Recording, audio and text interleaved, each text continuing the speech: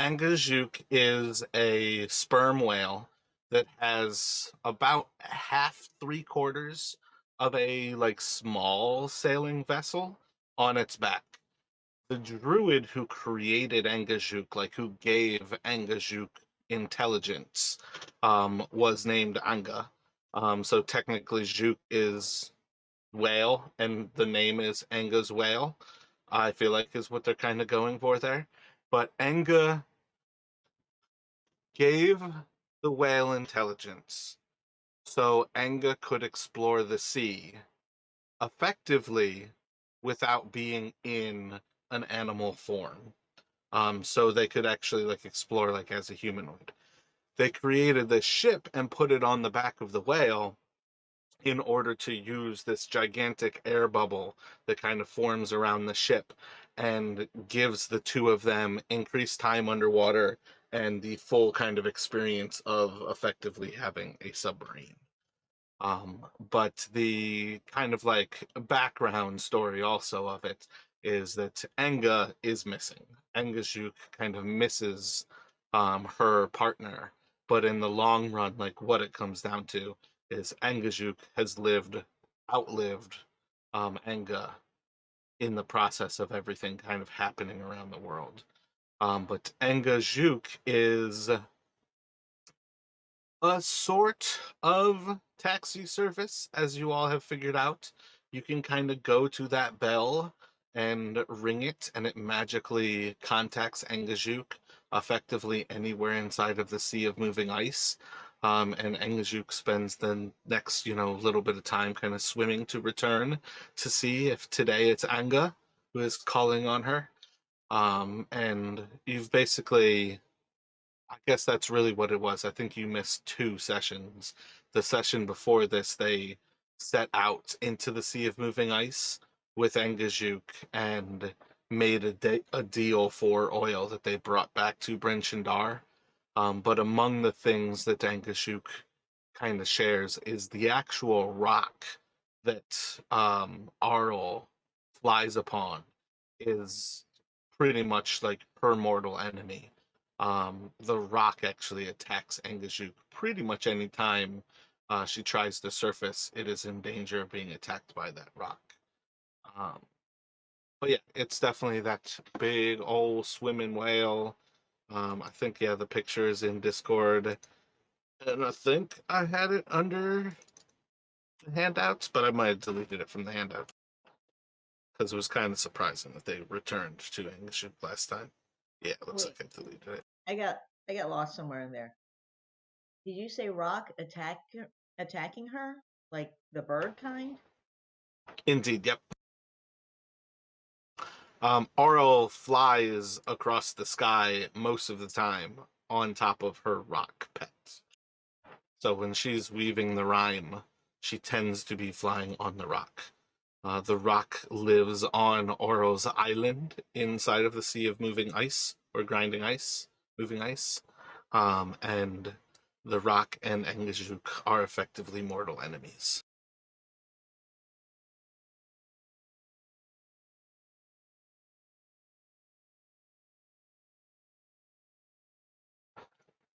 I think that part is probably the least well known of what you all discussed, because I think of the people who had a conversation with um, Angajuk. I feel like it was only in passing that Anga even mentioned how dangerous the rock was, and I don't think anybody really picked up in the conversation what was even really being said when that happened. So Josh is just having some trouble with Discord right now. I feel like it is a combination of he won't update his computer's hardware, and after Windows bought Discord, or after Microsoft bought Discord, they're doing constant updates, and they have outdated him with software. Hopefully he can join on his phone if he sees that suggestion. Otherwise, we will kind of pick up, and hopefully Fate joins us shortly here. But we are going to pick up in Revel's End. As far as bringing a new player in, I am going to have to kind of throw it back to this idea that Ragnar really has to have kind of joined the group previously. If we have you join in Revel's End, you're like, it almost demands with the story that you are written out of this entire questioning period here. So this is one of those things where um, anytime you all have questions about what you might know, ask me what you know about this, because there's a lot for you to question Prisoner 237 on. And if you are basically going off of the fact that you know nothing, it's just going to be a short questioning and we can kind of leave here. But in the long run, we have basically traveled here because Devessa Shane believes Vaelish Gant. Well, she never said his name, but Prisoner 237 is Vaelish Gant. He tried to take over 10 towns in the past, murdered her parents with kind of his like underground crew who was slowly spreading through the 10 towns to try to take over 10 towns. It is well known that he was a member or is a member of the Arcane Brotherhood. Part of why he is in Revel's End is because nobody wanted to put him to death and provoke the Arcane Brotherhood. As well, people are certainly surprised that he is still there and nobody has broken him out. So they're kind of getting to the point where maybe the Arcane Brotherhood doesn't actually care about him.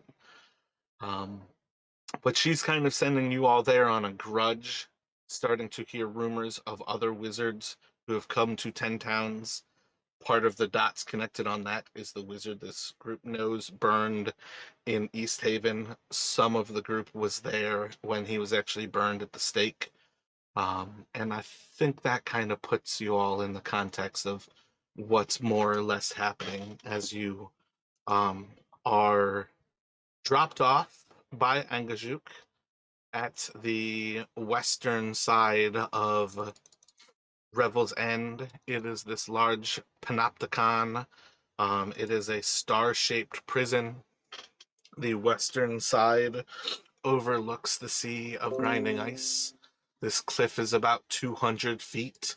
There's a massive crane that would lift up an entire section of the actual floor, the actual like docks there, as it brings it back up to the top of the cliffside.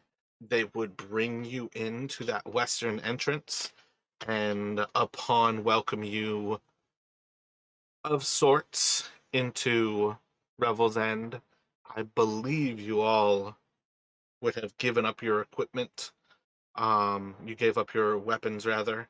And the next thing is where we would progress forward from there, where they start to escort you to a meeting room.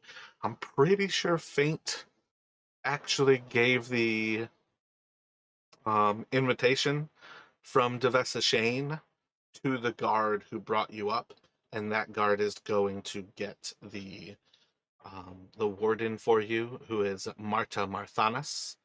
So I think that's more or less where we left off, and we'll kind of pick up with that little process as you all disarm yourselves and they start to walk you around into the room where you await for Marta. Any questions with all of those kind of assumptions almost that are going on there? No, I think I'm up to speed. Is the prisoner human? You all really don't necessarily know at this point. You heard Devessa Shane only refer to them as Prisoner 237. And as far as the rumors go, I think you would have picked up some of the information that leads you to their name as Vaelish Gant. But more or less, those rumors would be overhearing stuff in a bar. I don't think anybody would necessarily have a reason to reference them in any way that gives you a sense of race. I feel like other races, even with being rare, it's still common enough that nobody's necessarily going to be um, super quick to always bring up what race someone is. It's just kind of a matter of, oh, it's not really of importance.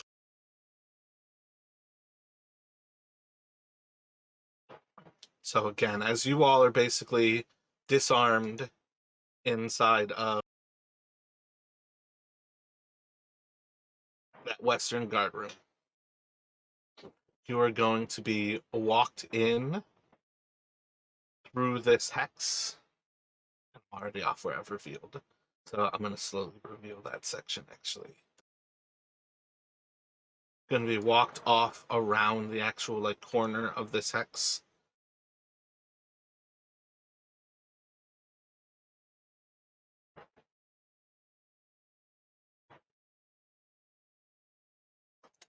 Give me one second.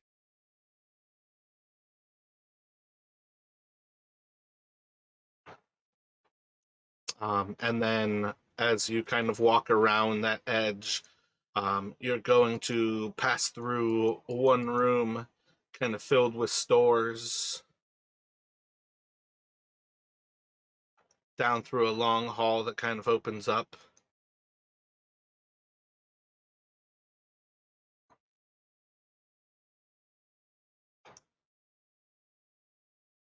And then from this next hall, you'll see kind of in this pretty similar way into more or less this central. What's up, Josh? Okay. Hey, Josh. Is this just via phone right now? Yeah, but it's weird because there's no pictures and all the chats are blank for me and everything. I didn't think you'd be able to hear me, but apparently you can. And yeah, it's on my phone. No pictures, like the actual pictures from like the Discord part. As in, like, none of you have got display pictures or profile pictures. None of the chat rooms I'm in have got. They're nothing but a grey circle, and every chat room is empty as well. Gotcha. Yeah, I feel like this last week or two, I have had multiple players in every single game having issues with Discord. Um, Again, I know Microsoft purchased Discord around like November or something of last year. They're doing constant updates and it's creating a lot of problems. As long as we can kind of move through it for now. I'm sorry that you restarted your computer. I hope it doesn't mean that it's moved too far forward. Um, but I feel like the working on your phone is at least a solution. Do you see people's names at least? Like, is it showing you like Chase is back, like above you? Oh yeah, I can see. Yeah, sorry, welcome back, Chase. Thanks, bub. See, yeah, I can Apparently, see he's not names. bringing Zaps back though. What we're gonna do about his robot dog? Just leave it to Rust. That dog is gone. So we're just kind of picking up right now inside of Revel's End. As we're kind of progressing forward. Again, they've disarmed the adventurers and they are slowly walking you through this kind of like hexagonal um, hallway and through the prison. They are going to then take you into this room that is kind of on the south side, and you all will be kind of walked into this diamond shaped room with a single table in the center. One side of the table has a single chair. The other side, for what it is worth, is going to be set up with what's it, 5 chairs. And you all will basically be asked to wait inside of this room. And as you are kind of sat down, you're more or less in a stark stone room with a single entrance on the north side, as well as these chairs that are kind of lined up looking towards what seems to be a singular chair. Um, and they will describe to you that while you wait for the warden right now to attend to you, This is indeed the room where, if you are granted access to prisoner 237, where you will be able to interview 237. And then the guards who bring you here are going to kind of look back to you. Is there anything else that you require before we leave you as you wait for the warden to attend?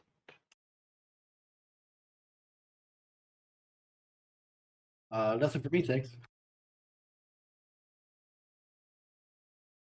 I'm going to decide that asking for a glass of water probably isn't wise.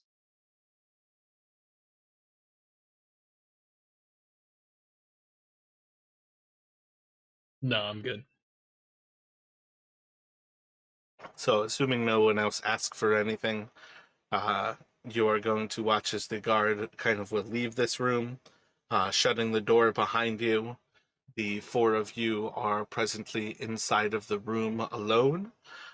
There are two lights that are lighting it from each side of you, and you have a few moments here.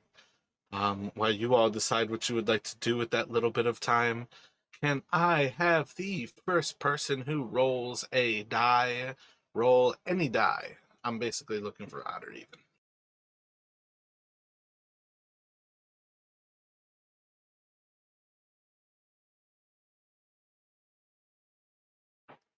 So what are you all doing as you are placed inside of this room? I'm just gonna kind of lean against the wall, back behind the three chairs, and wait.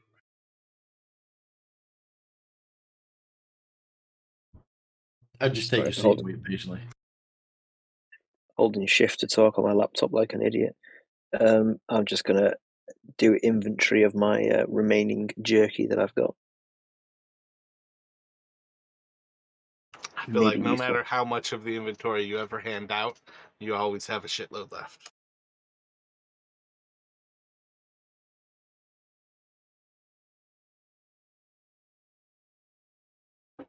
This bag is all So bear meat.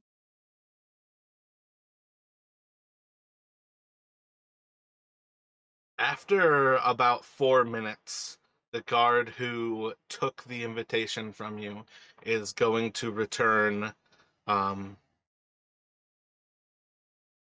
Feel like, is anybody actually watching the door kind of to the north of you, or are you all kind of just like casually sitting here?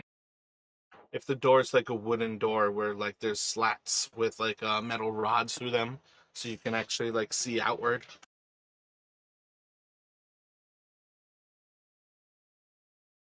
Yeah, I feel like Ragnar would definitely be watching the entrances. I'd probably just be stood with my back to a wall somewhere and just somewhere where I can see any entrances or exits in general. I guess really what the question is though, Ragnar, is are you actually like standing at the door, staring out of it, or are you just watching the entrance from that wall? I'm just gonna watch it from the wall. Gotcha.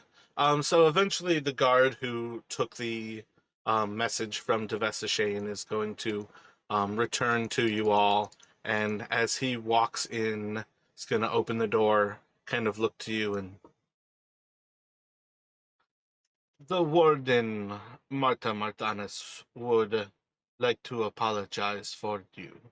At present, she is indisposed and would ask that perhaps we could welcome you to a meal, and perhaps in an hour or two, she would be more capable of seeing to your needs. We've been doing a lot of waiting recently. Is there really any need for us to wait any longer? Can this not be moved a bit forwards?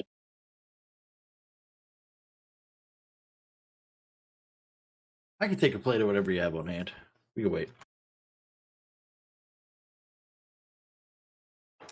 I am very sorry, but my master has asked me that if I could ask you to wait, we could feed you. You can take some time to rest and perhaps take off your traveling clothes.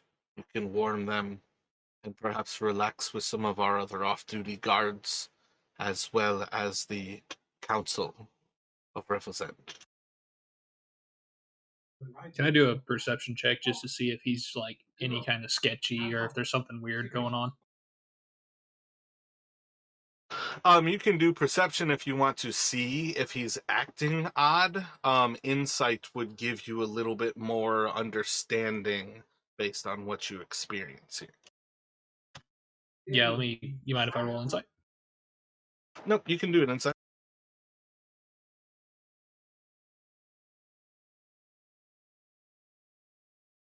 So you can see as Faint kind of asks him, like, is there a way that this can be sped up?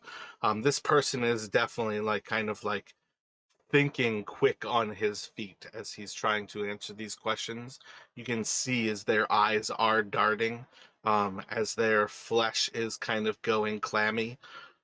It's pretty obvious that perhaps something is less than normal about what he is saying. But at the same time, it's also not. Um, it's not like the clearest criminal who's like caught red-handed, kind of like twitchiness. I'm gonna look at him and seems like there's something you're not necessarily telling us.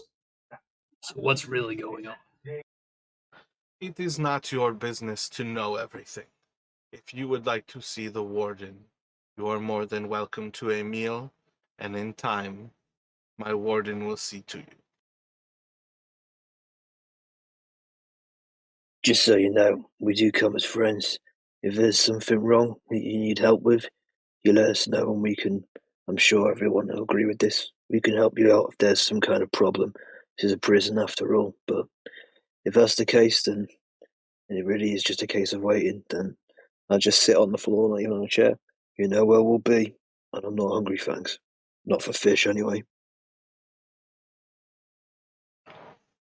If you would care to wait here in isolation, I will not force you. But if you would like, you are still welcome guests, and you can attend to our hall where everyone breaks bread together. Actually, that sounds like a good idea. Yeah, I could go into the room. So effectively right now, if Faint is just going to sit here, this guard is about to walk off with anybody who wants to go eat. I think we should stick together. I Alright, agree. fine, but it'll just be fish anyway, I'm sure. I'll follow everyone else, but I won't eat whatever it is when we get there. I've got the Stop limitless bag. assuming. You are in the one place that actually has contact with the outside world. Well, then it'll be a pleasant surprise, won't it? Nope, now that you assumed, I'm going to feed you only fish. It's a You're prison. so They never have negative, fish. though. You're so negative. This is the one place that has contact with the outside world in this entire campaign. Ragnar's gonna grunt and just follow everybody else. Oh, the guard is going to continue to walk you all around the outside of this little octagon as they kind of progress through to the east. You all will come around the eastern entrance where you will kind of get a similar view. A central point opens up into a kind of open center out to the east of you. There's another set of guard rooms, and you can kind of hear the actual like kind of chat of the guards inside. To the west of you, you can see like this stone structure that is basically like arrow slits in the same way, kind of telling you like the actual prison is effectively this center that you all are walking around. And the guard will kind of walk you up to the north side here, and you will continue off kind of northwest of that point, and they will walk you up to the north.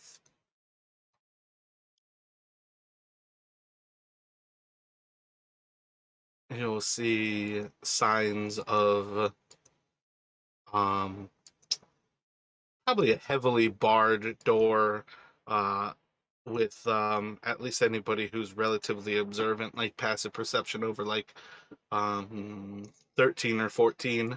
would see that this is like an armory off to the north of that little path. And then inside to the right, they will walk you through a large kitchen. But effectively, at that point, you all will have seen kind of most of the actual outside of this location that walks around the Penoptagon. As they walk you to that north side, going to walk through the kitchen, and they will take you just kind of like along like the northern edge to where the door is, and they will welcome you into what is kind of the guards' dining hall, where you are going to see a large contingent of guards who are still in uniform. They have a massive amount of food that is just plated up and prepared on the east side. It is very much kind of a buffet.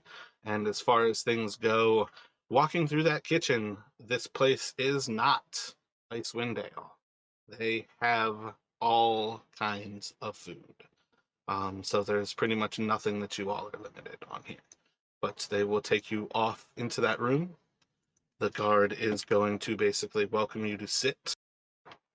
And then before leaving you, they were effectively going to, yeah,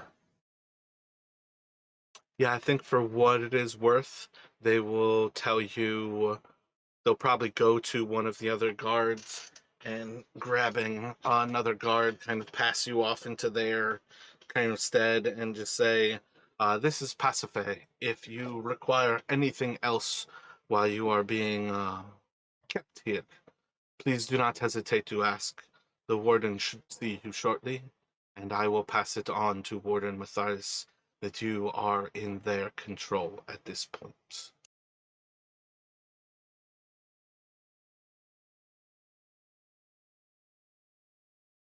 So does everybody see on the map where you are now at in the top right corner with all of the guards eating?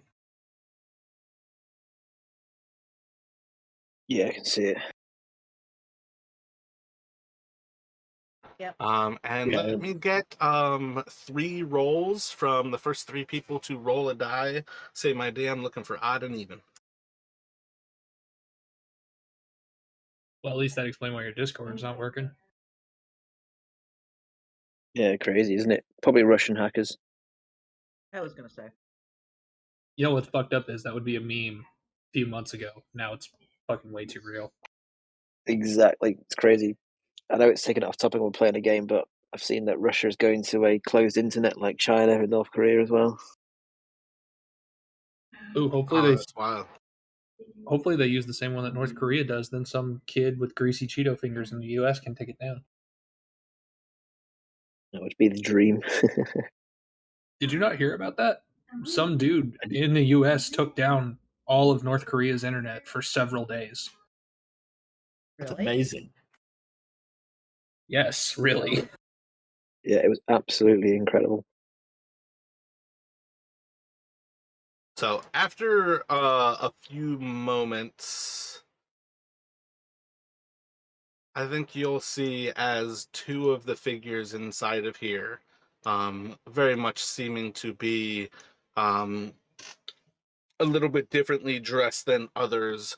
You're going to see a female who is wearing like plate mail of sorts. It is definitely a lighter, a little bit more agile kind of setup, but she is still armored, as well as a male who is wearing a breastplate and kind of like this sort of half cloak that kind of passes down.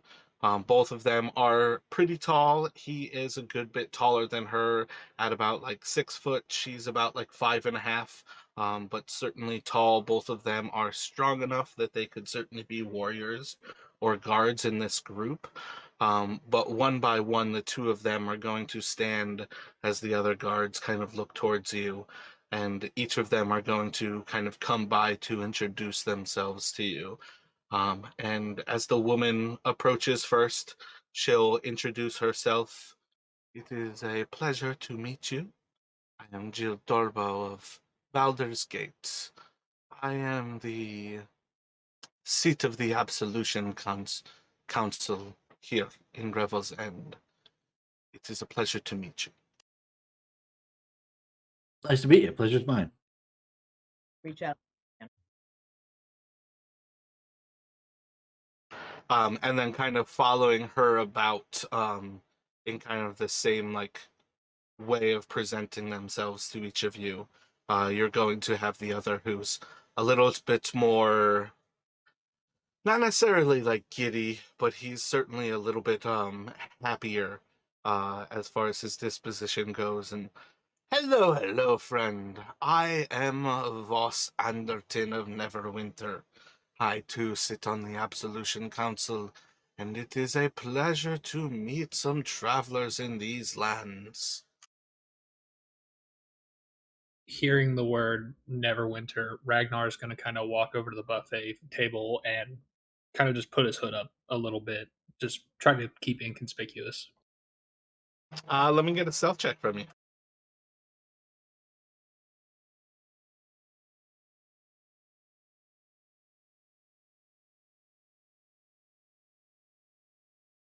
That would be an 11.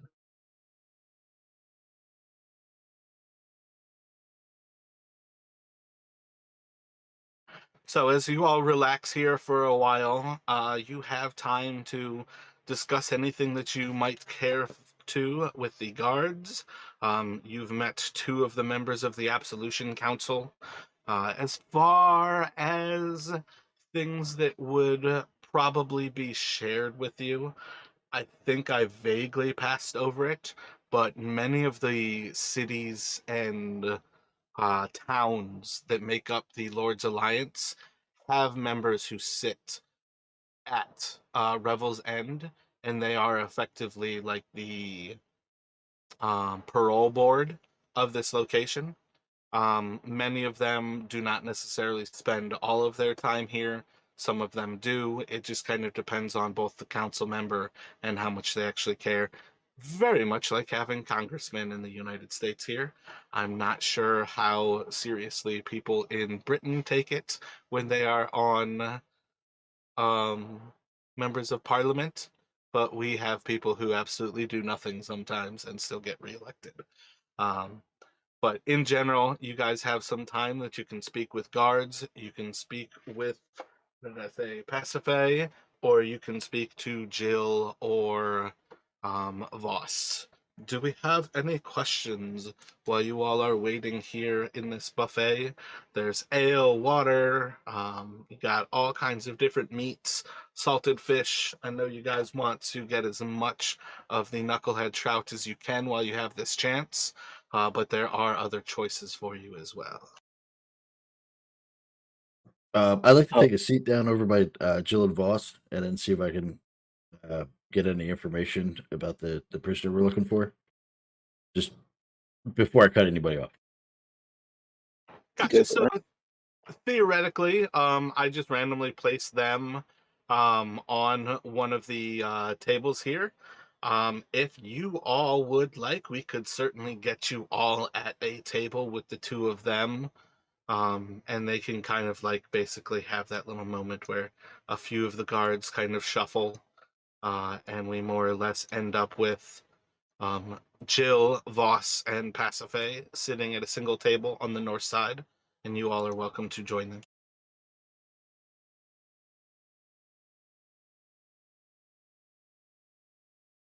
I'll take my tray of tundra delicacies and go sit down with them. Some fish then. If that's 100 delicacies. So No comments. as Kansas sits down, Jill is going to kind of look to you. With all of these options at your fingertips, you are wise to choose to fill your plate so high with nothing but knucklehead trout. It is quite a delicacy. You have hundreds of gold worth of meat here. Wise woman. Well, it is her favourite. It's been well established during her time here. She cannot get enough of a knucklehead trout.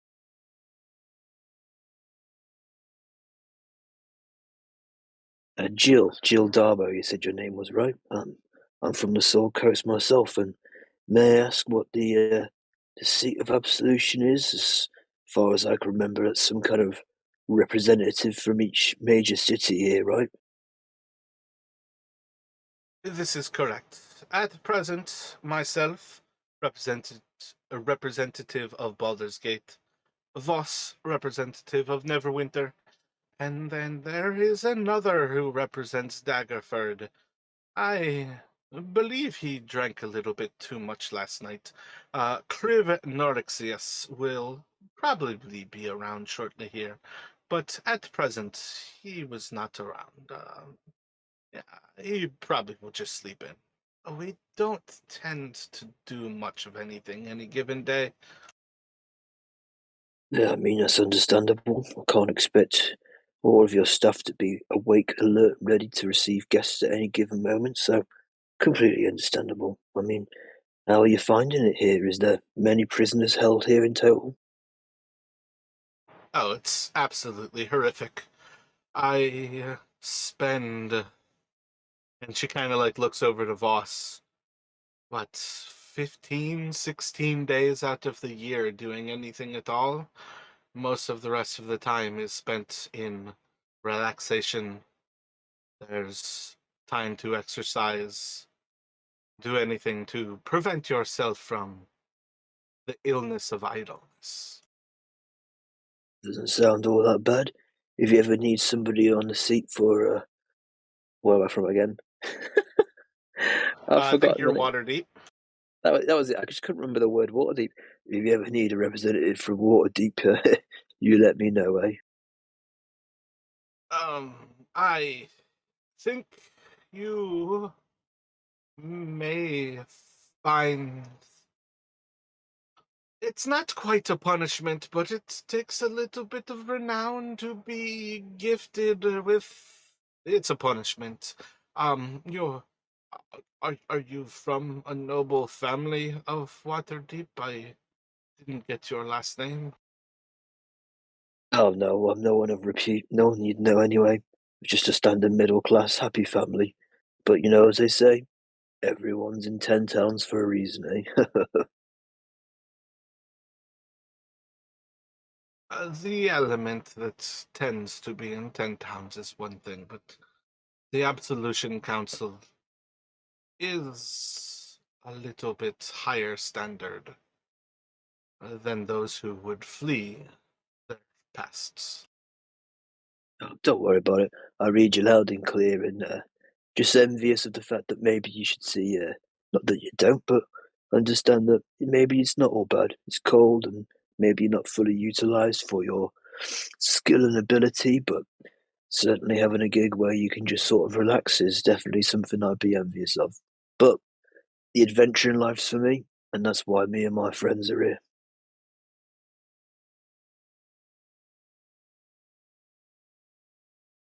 Uh, yeah, not to interrupt, but speaking of why we're here, do you two happen to have any direct connection to any of the prisoners that are here, or? Among the few things that we actually do attend to here are when there is anyone up for absolution, we are those who would hear them, and the Absolution Council votes on whether they are to be granted their freedom. They have that option once a year, and if the majority rules, they are freed. If you don't mind me asking, would you have come in contact with prisoner 237?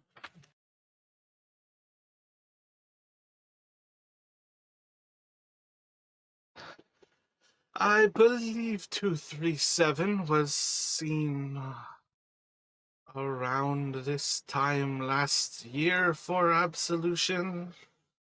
And Voss will kind of like look forward with without much thought.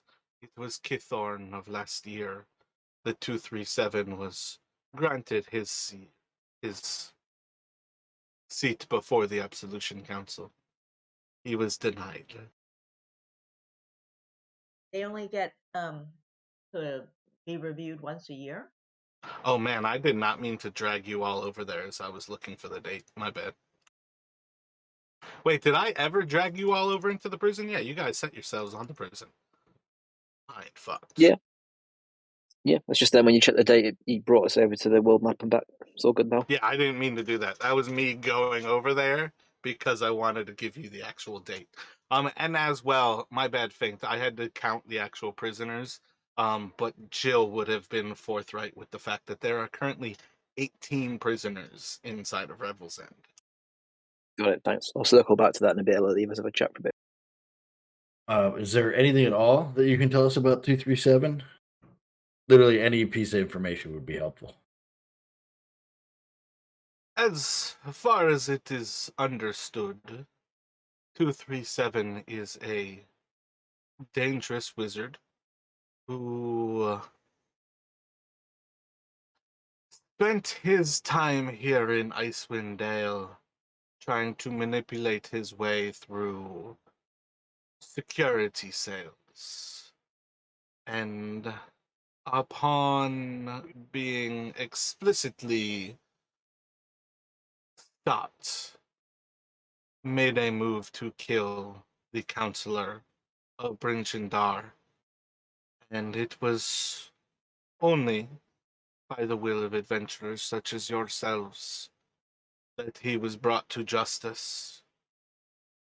And while there were many who wanted to put 237 to death, as is often the case with those who reside here, it was a very fine line to decide whether to anger, and kind of looking around at all of you, those of Host Tower and the Arcane Brotherhood.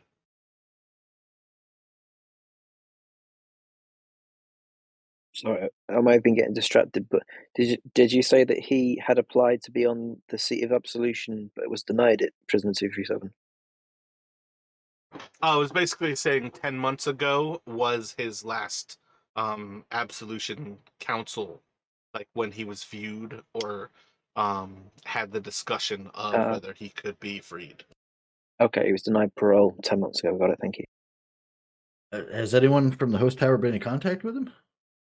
I don't know if you guys have a visiting day or not. In general, prisoners are not allowed any contact with the outside world. There are very few who are ever granted permission such as that is being granted by Devessa's request.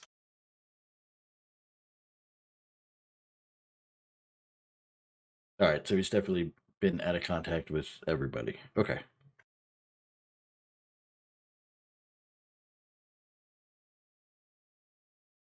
Did he seem quick to anger, or is there anything he tends to ask for?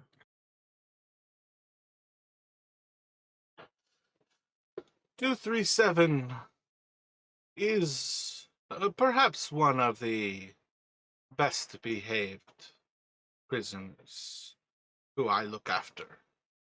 And while I would not say he is quick to anger, he is perhaps quick to hide his true feelings, and is well aware that, given an opportunity, he could do great damage. But in this place, he is well removed from those opportunities.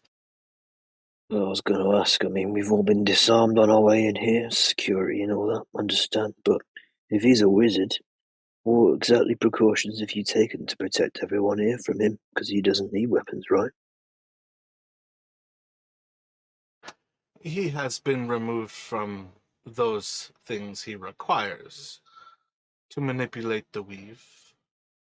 And the warden herself is quite a powerful wizard as well. But all of the prisoners, while within their confines, are prevented from having any magic take place around them, from within them, or used on them.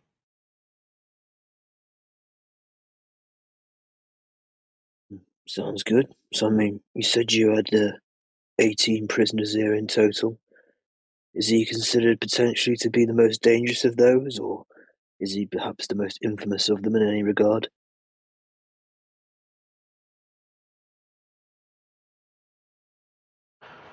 There was certainly a time where people were worried that that Vaelish would be able to. No, I don't think they would use his name. That's my mistake there.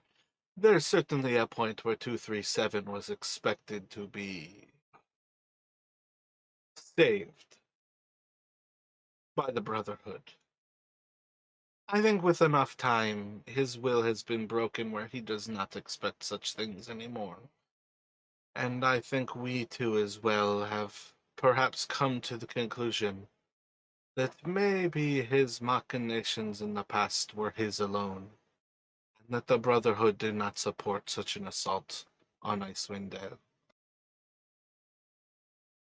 Just an aside there quick, no one's mentioned his name yet, but you did mention him to us after the session finished last week, so our characters don't know his name yet. Well, I feel like it is a pretty solid thing that your rumors would have shared his name, so you all would know enough connecting the dots that people would have discussed the agent of the Arcane Brotherhood, Vaelish Gant, who was sent to Revel's End inside of that time frame. I think Devessa would have never used it. The prison guard and the Absolution Council wouldn't use it, but I think at this point you all have enough information that you can connect those dots. The 237 is Vaelish Gant. Alright, got it, cheers. Because again, part of what I was getting at with the rumors is those are the type of things like when you guys hang out in bars and kind of spend downtime in bars, you hear just regular people discussing happenings. And I think that's one of those things where you have regular people who are talking about, oh, I heard they burnt a wizard from the Arcane Brotherhood in East Haven. You think Vaelish Gaunt has his friends coming to bust him out of jail? That kind of thing, where like these are very normal people who are having a discussion, and when you guys plug in the dots or like connect the dots together, when Devessa tells you that years ago, her family was murdered by this person of the Arcane Brotherhood, it all starts to make sense that the people who understand what he is probably don't use his name. The people who don't necessarily have anything to do with him probably have zero fucks to give. And I feel like part of that is this very nature of what we're kind of going through as a society where we're trying not to use the names of like mass murderers because you have so many people who turn them into idols. Got it. And I only feel slightly personally attacked by that impression of Fate then. Oh man, that was me just doing doing voices. Yeah, that's generic weird British accent. Each was spot on for what Fate is, basically. Well, I'm gonna accept the spot on part of it. Yeah, spot on for faint adult form, that is. Spot on for asshole American trying to do British. That's all I am, mate. But okay, so got it. So I mean, does anybody else have any questions for Jill or Voss? Was it? No, for what it's worth, Ragnar is like sitting at the table with his head down, just stuffing his face, not using any utensils or anything, all hands, just eating like a wild animal.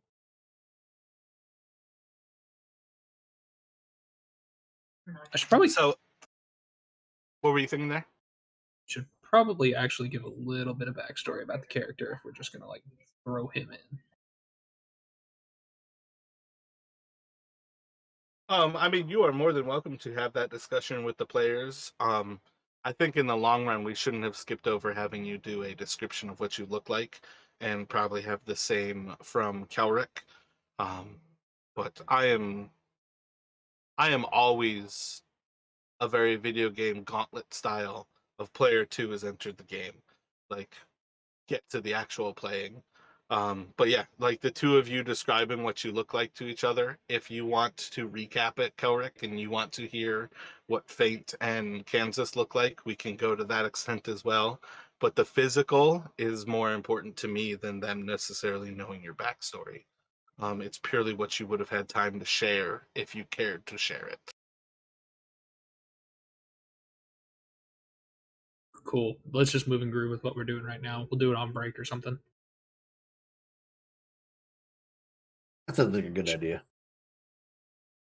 So sure, I was going to say, but I'm always keen to know who your characters are, what they look like and stuff. It always helps.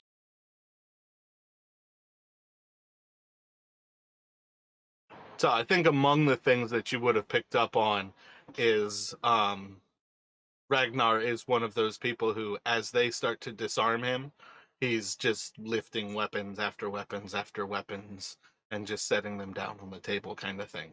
So that's one of the few things that you would definitely pick up from that little like meeting of when you all got disarmed. Basically, Ragnar probably carried enough weapons for the entire crew. Yeah. He's also very quiet, and like you're gonna get from him that he doesn't really understand social cues. He's very like gruff and awkward and kind of just closed up. So Christmas, you dumped that then, yeah? Yeah, he's a part of this crew. I think it's Basically. everybody at this point. While technically Faint has the highest charisma with a absolutely nil modifier, he is the high charisma character in this group. I'm the face of the party, yeah. I've Face only, makes radio. I've only got a -1. Yeah, I was going to say I might be the face with an 11 charisma, but I got a -2 intelligence at 7 intelligence, so might not make the smartest choices. That actually is why Ragnar is like the second face of the crew, because your charisma is 8. You are a little bit more charismatic than everybody else in this group. 7. And you're certainly more intelligent and wise than the other people who have the competition there, because Faint, again, is obviously your most important or your most intelligent character. He's quite clearly far more intelligent than the wizard who walks around with you all. I just want to know how all of Faint's stats are dump stats. When you're a trash person through and through.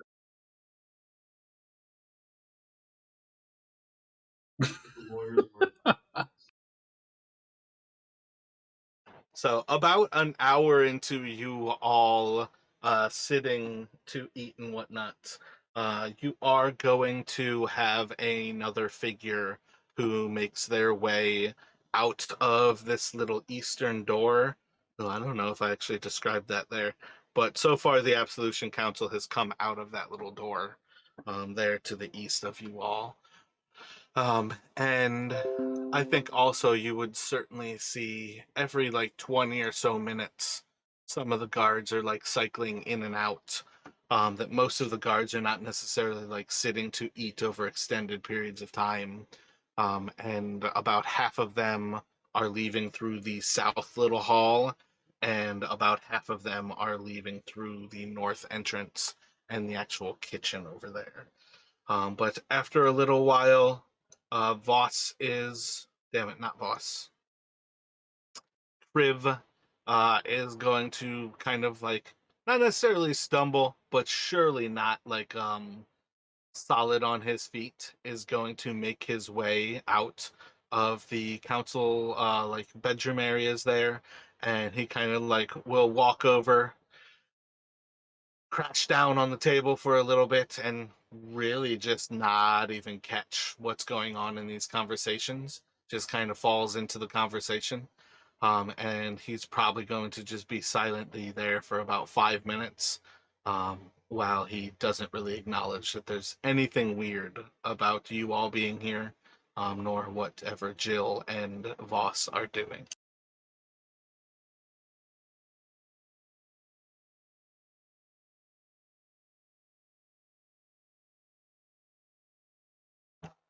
And if those first few minutes kind of pass by, he'll kind of stumble back up, move off and over to the buffet of food, start to load down his plate with a bunch of food.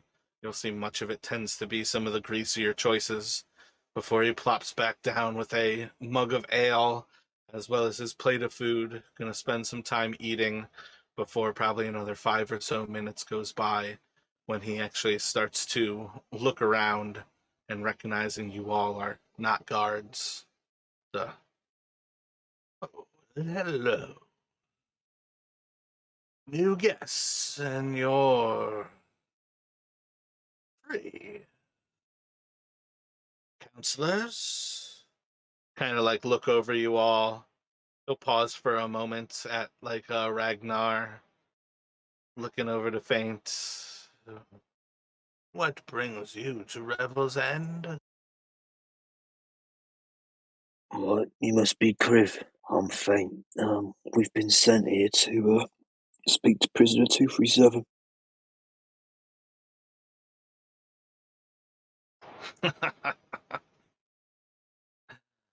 237's of interest to you. And I'll kind of look over at Jill. If there's anything that I could ever do to keep him locked up forever, I would do everything to remove him from this world. He's no Would you threat. mind telling me a bit about it?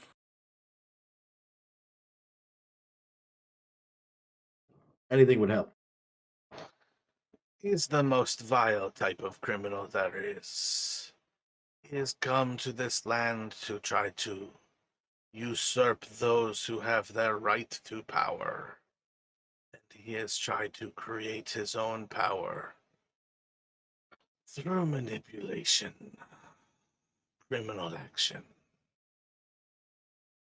The scum of this earth. Uh, yeah, everything I've heard, he's not a good folk at all. But is there anything like any kind of like specifics you could give me? Anything about his personality or anything? Just anything would help with the questioning.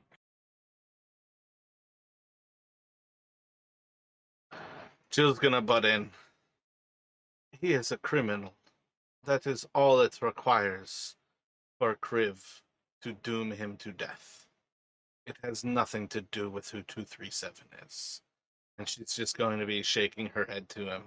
And Kriv will kind of look back over. And it's all you require to try to free them. So they can cause the same problems that their scum criminal minds thought up in the first place. You soft bitch. And he's gonna go back to his food. Well, he's a pleasant folk. Did he just call his boss a soft bitch? No, these He's are his equal. 3 members of the Absolution Council. Okay. Each of them sits from a different city. He's from Daggerford, she's from Baldur's Gate. I am going to try something.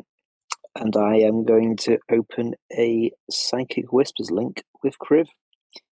And I'm going to say to him psychically, alright, it's the hooded guy across the table from you.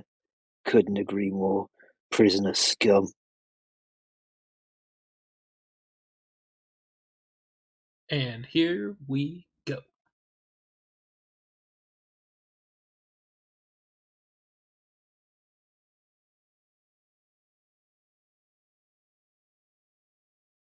So Let's I gamble. thought Ravel's End was the prison for like 10 towns, but I guess it's for more than that if these people are from Baldur's Gate. No, Revel's End is the prison for the Lord's Alliance.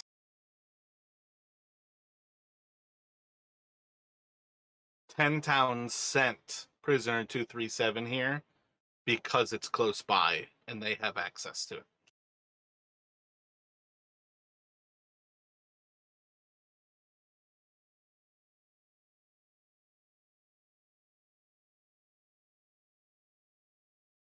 So I think as you kind of say this, you're just going to see Kriv as he kind of looks over at you.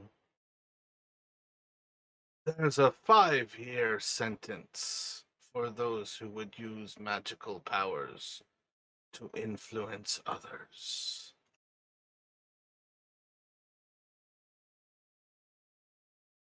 All right, I say nothing back, and I just sort of, where I'm sat at the table, I just start nodding as if to myself, and then just pick up a hunk of meat or a tankard or something and just imbibe.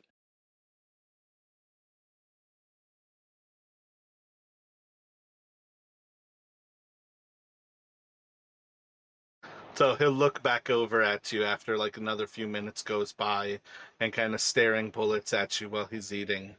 And he's like, would you care to try again in a more normal fashion?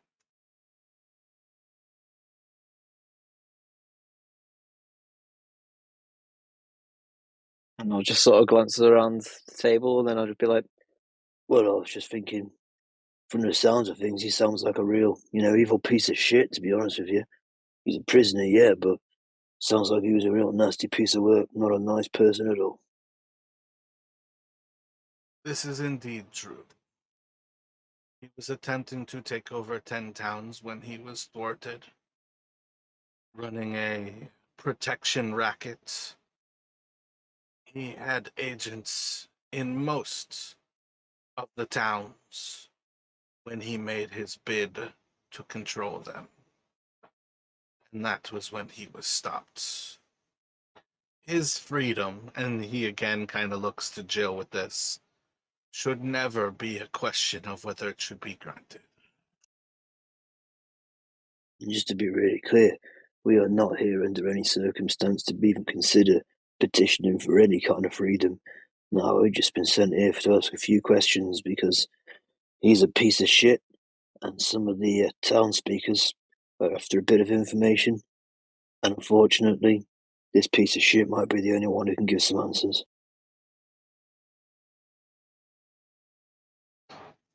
Pasiphae is going to kind of look over towards Kriv and just say, Duvessa Shane from Blinchindar has asked them to come and attend to prisoner 237. She believes that the Arcane Brotherhood is moving back into Icewind Dale, and that he would understand their cause. And I think Kriv will kind of like look back towards you, and he is quite intelligent, and he is truly dangerous. But I think you will find that the creature that has lost all hope of freedom is always quite dangerous. And looking back at Jill, and he should be well aware that freedom should never be an option.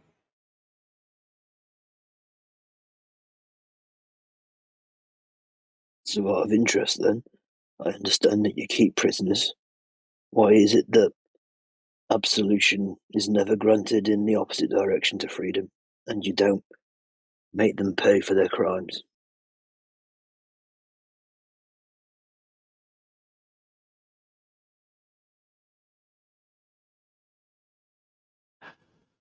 Many crimes have a few years to serve. Many crimes have a decade to serve. Some of our prisoners here have their life to give. The Absolution Council has power over all of these equally. And while I understand that we should not give freedom lightly, it does not mean that someone cannot gain their freedom again. And if they cause problems, we can just get them and bring them back. They've been caught once. Clearly, he is not as intelligent as he thinks he is. And she'll like go from like actually speaking towards Kriv to basically like speaking to the wall, to the north of her, and then she'll kind of like look back at Kriv.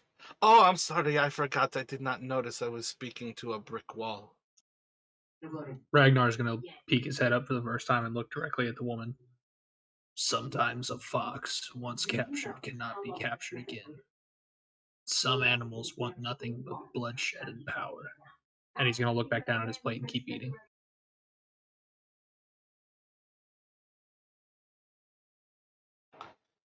You are not incorrect, Silent One. But the danger in never granting freedom is that we will never hear the actual voices of those who are stuck here. 237 has spent some years in prison. He has many years to go. I do not say that we should grant him freedom, but that it should be considered. And Kriv's just gonna mutter under his breath, "Well, you still voted for it."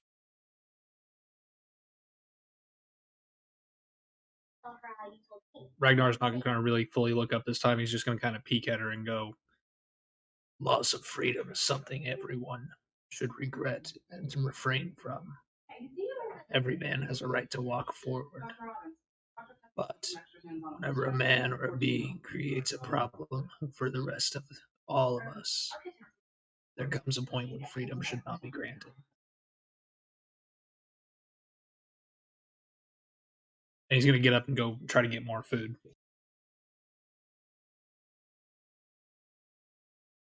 Yeah, so you can certainly see there's like fresher dishes. There's certainly things that have kind of been like taken away and like replenished. So there's plenty of other food that you can kind of get to there. In the long run, like this place basically has kind of a constant buffet going there. And on some level, everything that kind of sits long enough kind of gets thrown into big stews. And reused. But assuming that this kind of conversation goes on after a while, after closer to like an hour and a half or 2 hours having gone by here, you all are going to be greeted by the entrance of a woman who is clad in plate mail. She has a white tunic that is over the actual mail, and she carries, I can't move with alt on. And she carries a scepter in one hand, and she will kind of walk into this group. And as she looks over you all, she's going to take a moment to acknowledge the counselors, and then she will look over to your group and she'll nod to each of you. Welcome to Revel's End. My name is Marta Mardanis, and I am the warden here. I am very sorry that I was indisposed. If you are finished here, I can take you from the stead of Pasiphae, and we can return to the interview room where you may see 237. I looked at all the other counselors. It was nice meeting you all, and then I'd get up and go to follow Martha.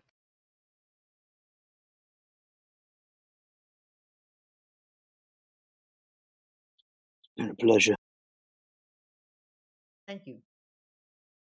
Ragnar's just going to finish like inhaling the bowl of stew he has in front of him and walk up behind Faint with the rest of the group.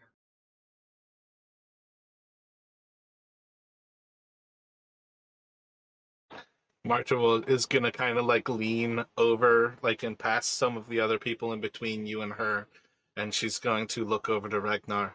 If you would like to bring a plate to the room, you are more than welcome. I just ask that you don't take any utensils, and it doesn't seem like that would be a problem for you. Ragnar's just going to let out this huge burp, pat his stomach, and go, "No, I'm fine. And just go back to just kind of looking around, doing his thing. So she's pretty much going to walk you all back through the entire outside of the Panopticon and take you back to that same room you first were taken to. I understand that Duvessa would like you to speak to 237. And I want you to understand 237 is certainly an extremely dangerous prisoner in this place. But he is not necessarily our most dangerous prisoner. We keep many who deserve to be here, and many who should never see the light of day again. You are welcome to question 237. Be weary of what you say, and perhaps weary of what you promise. And then as she looks around to you all, and while the danger may be minimal, keep to your friends and make sure your decisions are something that each and every one of you recognizes and cares to make. And then she kind of like just glances over everybody's eyes over the next like 30 seconds of silence. If you are prepared for me to grab 237, I will bring him in and you can take some time to discuss things. It's all like the present, I guess. Yeah, I think I got all the information I possibly can about him.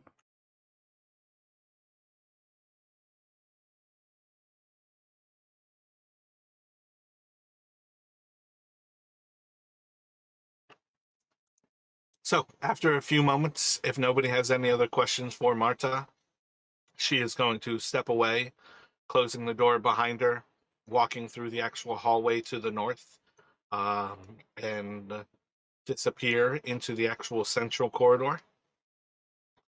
And she will be gone for probably about 4 minutes before returning. And you will see as she walks back down the hallway with a human male about her height, about 5.5 feet tall. He has dark brown hair, wears a very basic tunic with a single number across the left breast that says 237 on it. And he's going to be kind of marched in before her.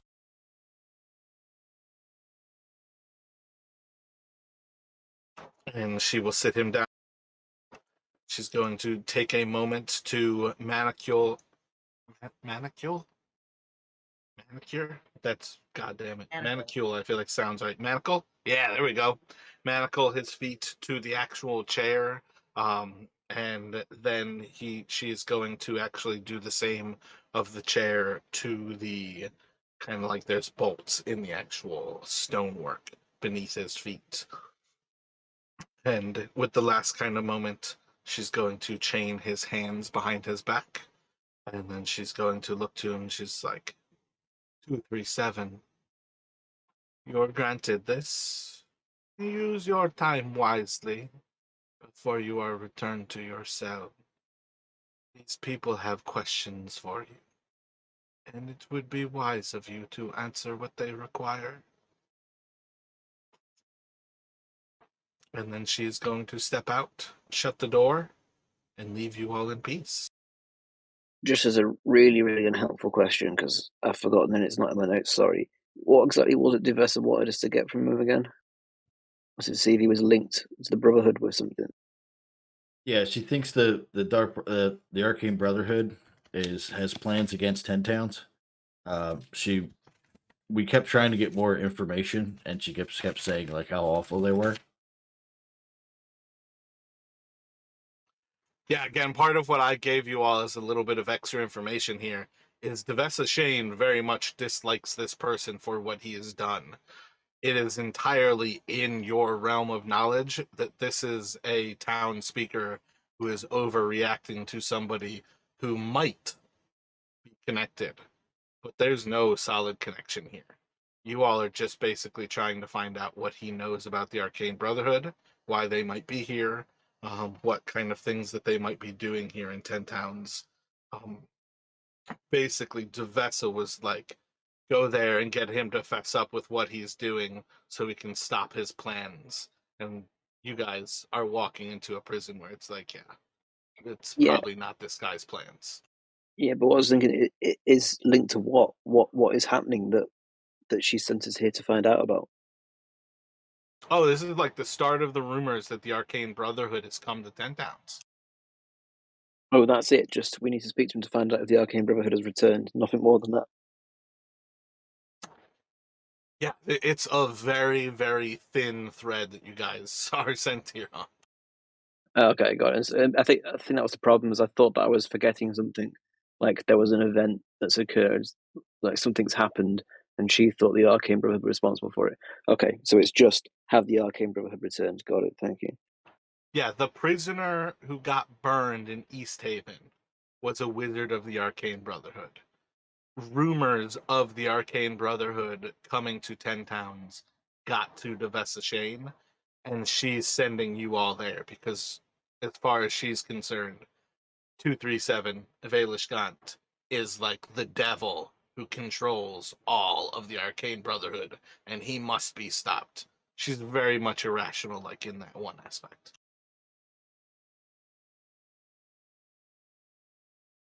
Okay, got it. Thank you. So as he's sat down, Martha binds him. Martha takes the time to tell him these things. He's just sitting silently, kind of looking around. You hear as she shuts the door, as her footsteps leave and like slowly walk towards the center of the prison. And then silence more or less sets in. There's a little bit of like drip in the castle. Prisoner 237 is just kind of sitting, looking over you all, darting around more with his eyes than moving his body or his neck or anything. He's just got his shoulders kind of thrown back, still high shouldered, straight back, sitting in a chair with his hands behind his back, bound.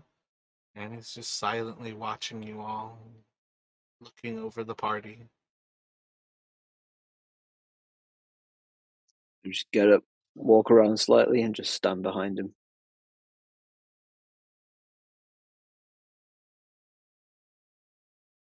Hello there, 237. What should I call you by, or should you just? Are you okay with the number?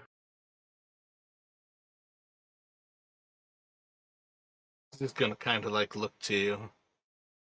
Do you know who I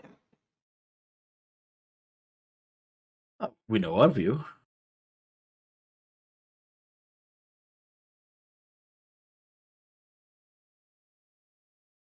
I'm just going to say out loud, Vaelish Gant of the Arcane Brotherhood. And he'll kind of like look up and try to look back towards Faint. If you know who I am, then you know to respect what I am. And he'll look back forward towards Kaurik. Yes, right. So, as a well, we came here to ask about the Arcane Brotherhood and if they're uh, uh, but expanding their reach all the way up to 10 towns or not.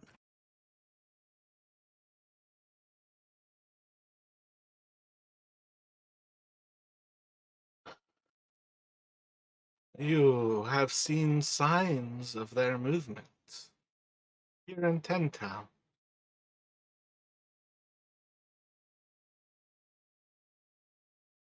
What No, signs of movement? Go on, you go, mate. Sorry, I just didn't think you were speaking. sorry about that. Well, actually, no, we haven't. Hence, why we're here to ask you. Well, actually, we Do have. not be silly. And he'll kind of like shrug back towards Faint. If you have come to ask me, you have seen the sign. Do not lie to me as if you have intelligence I lack. Yeah. We're a bit dense. What signs should we have seen? How about a big flame? One of your brothers being burned to the stake at Easthaven. I have no brothers. I've been left here to rot. Who was this that they burnt in East Haven? Shit, I didn't take the name. I've got the name of the town speaker, Imdra, the captain guard, all kinds of people, but I don't think I've got the name. Oh no, no, Paris. Damn it, that was that was Jamie's old character. I'm not entirely sure. The sheriff ever necessarily gave you all the name, but assuming that the sheriff did give you the name is Dazan.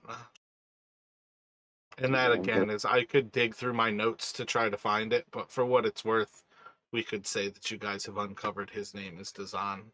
Or I could have used it then. I'm not sure. Oh, you're a Brotherhood of the Arcane, are you not? So he was a brother to you. His name was Dazan. Easthaven found out who he was and he paid for his crimes. You're very lucky that you just have to rot here instead. He's Taven captured. Excellent. That is amusing. It's where he perhaps deserved to be. Doesn't seem like he was quite as clever as you, eh? If he got himself rooted and killed so easily. It's being locked up for my entire life clever. No, not at all. Maybe he was the clever one then. Maybe that's why your brother seems to have abandoned you, and you have no idea of their movements. Perhaps I know more than I care to share. Well, what do you have Perhaps to lose? you have some way to free me.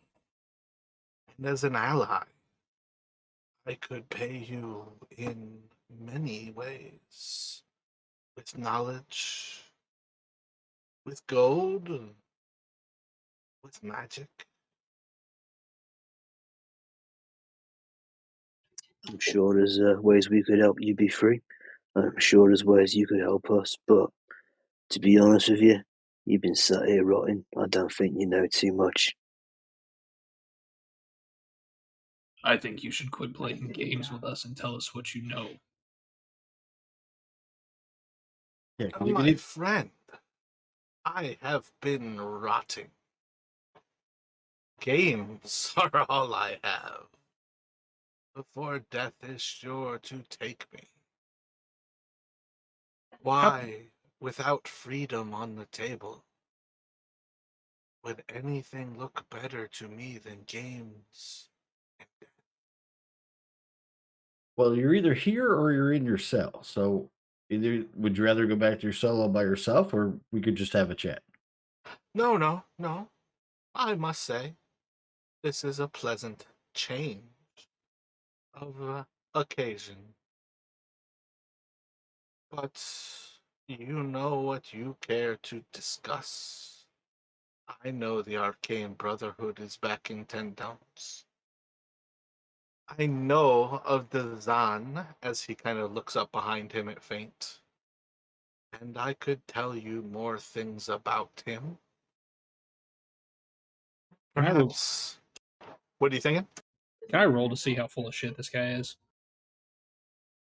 I mean, classic thing that in the long run, when you are calling for an insight check, if you say just insight check, it's a high DC. If you tell me what you're looking for, that can lower it. If you're telling me more about what you're looking for, that can lower it further. So, what are you thinking when you say, is he full of shit? I'm trying to look at his body language and what he's saying to see if I can tell that he's lying about knowing specifically that the Brotherhood is back in Tin Towns. Gotcha. You can roll that.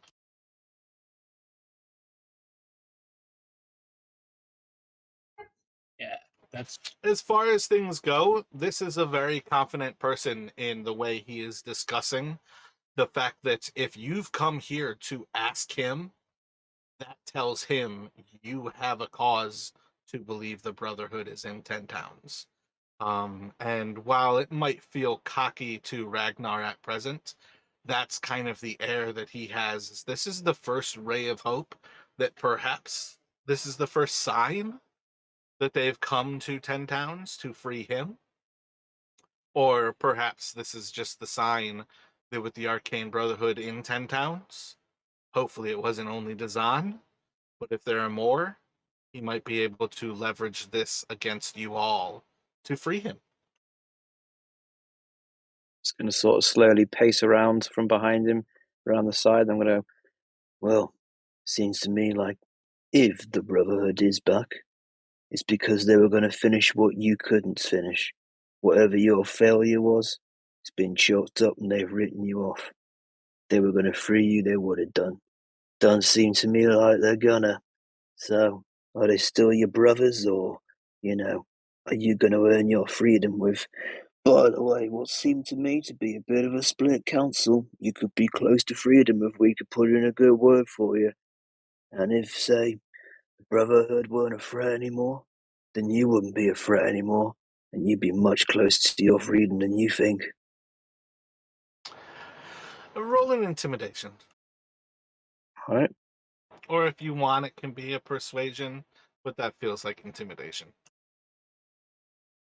I'd say it was a bit of both, but I don't know. I don't know which is my highest stat, so I'll just go with intimidation, I guess. I think they're both charisma based. Yes, probably right. Yeah, without proficiency, it looks like they'll be the same roll. That's an 18 on intimidation, anyway. The Brotherhood does indeed seem to have abandoned me.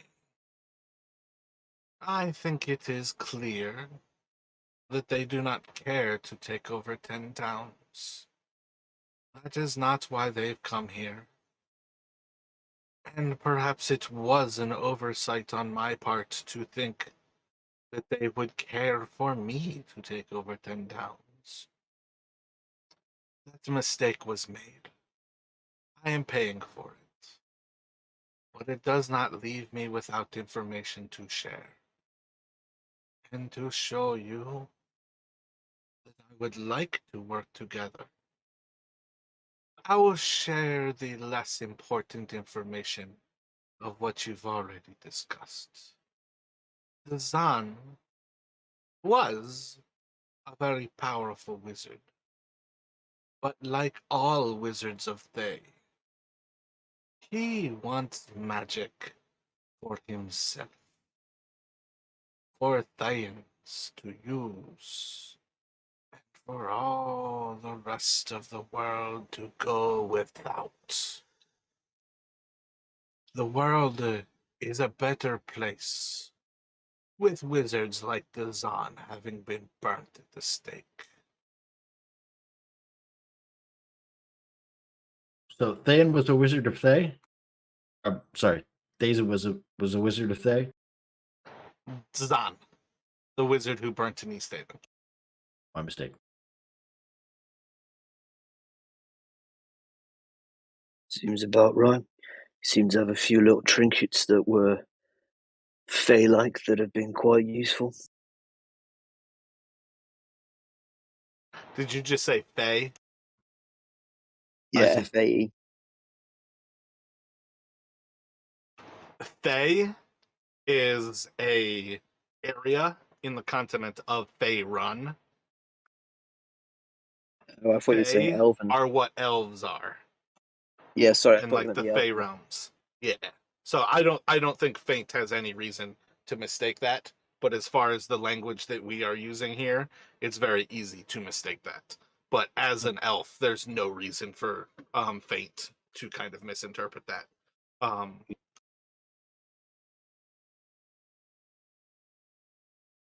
So he wasn't Elven Fey, then he was this other Fey. Got it. yeah. yeah. I don't mean to mix player knowledge with character knowledge. My character is a wizard, so I'm assuming you would have heard of them, or I don't know. However you want me to play that.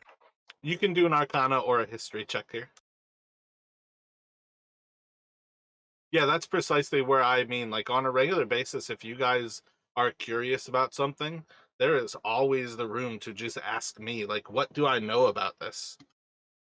Yeah, as far as most wizards go, it is not unheard of to recognize that the wizards of Thay are not only extremely powerful, they are a magocracy. They are wizards or slaves. There is next to nothing in between. If you do not control magic, you are a slave to a mage who does. Most of Thay at this point in history serves under liches, as the school of necromancy is among the highest schools in the Thayan magocracy. But all Thayans effectively have their school of magic tattooed into their forehead. And it makes it very clear to Thanes what kind of magic you are most likely to be good at, as well as to use. But among other things, Thanes tend to have their heads shaved. They tend to have their school of magic tattooed into their forehead.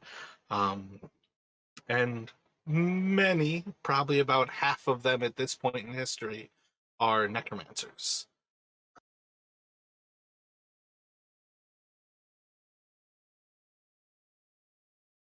So, question about a little bit of the background of the story so far. The cities that fell from the sky, what was the race that was them, the floating cities?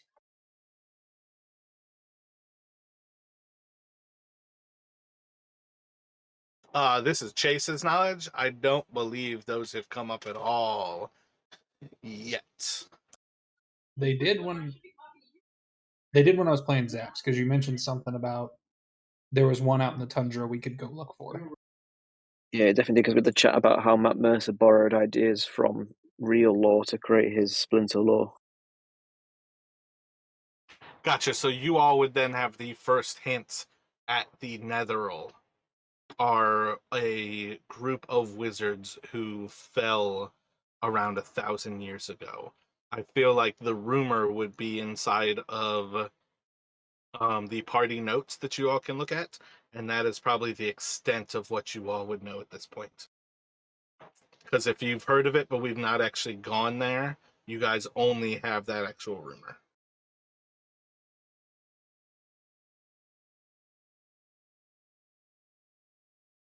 Listen, mate, we aren't bad guys here. We aren't allied to any of the 10 towns. We just come here for a bit of information. We're always after, what benefits us the most. And if we can help you, we can. What I can tell you is that, well, you might be closer to freedom than you think, but there not being a brotherhood around will go heavily in your favour. And from the looks of things, they abandoned you, so it's time to abandon them. What I can do for you is help make sure people realise that they shouldn't be afraid of the brotherhood. And then, from the chair, the people that are here that look after your freedom or your incarceration. Oh, I am sorry. Were you trying to tell me that you were going to help me with the Absolution Council? I must have dozed off. I lean forwards and I drag one psychic dagger across the palm of my hand and spill a bit of blood into it. And I go, listen, I can give you freedom one way or another. Don't fucking try me. Then bring me freedom. Sure you'd like to walk out of here with your head attached to your shoulders, wouldn't you? It would be best. And if you would like the information you require, it would help. I'm Then we'll starting. behead you. Go on. He's starting to piss me off. One way or And another, if he leaves headless or not, we can find information elsewhere. it's And I'm going to fine. look at him dead in the eyes while I'm saying this. If he dies, we can just reanimate his corpse and ask his skull. It'll tell us without any of these fucking games. Make a deception check. Shit.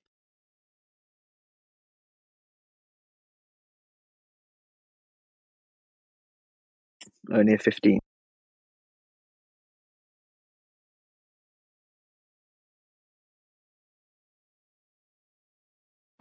If you kill me now, and you try to speak to me from the beyond, you will still be my enemy, and I will have nothing but silence in response to you. Friends, or the knowledge is gone. Freedom, or the knowledge is gone. Do you care to help me? The knowledge will be yours. Do you care to leave me here to die? The knowledge is gone. You came here to me. I have my life to rot away here. You are the only card I have to play. It is death, here, in a cage where I cannot use my magic. Or you can help me, and I am in your debt.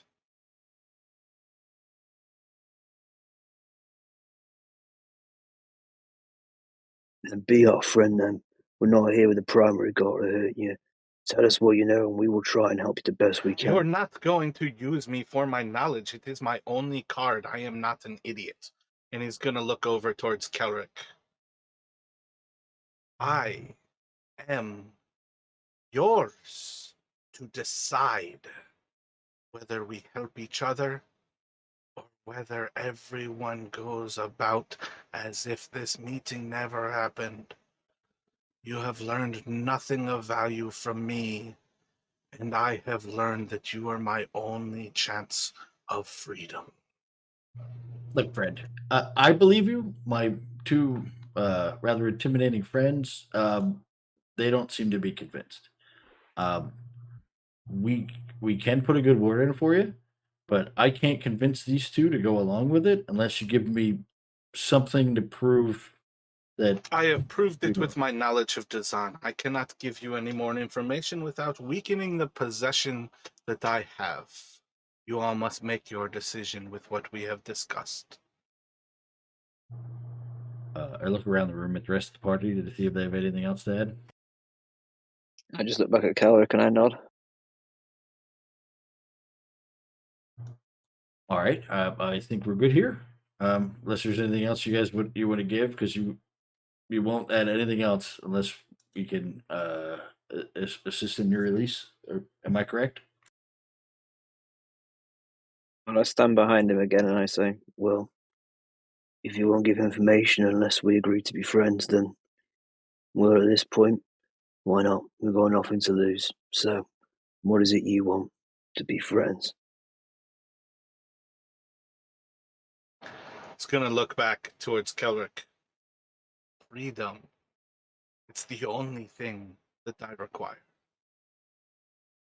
And I've told you what we can do for your freedom.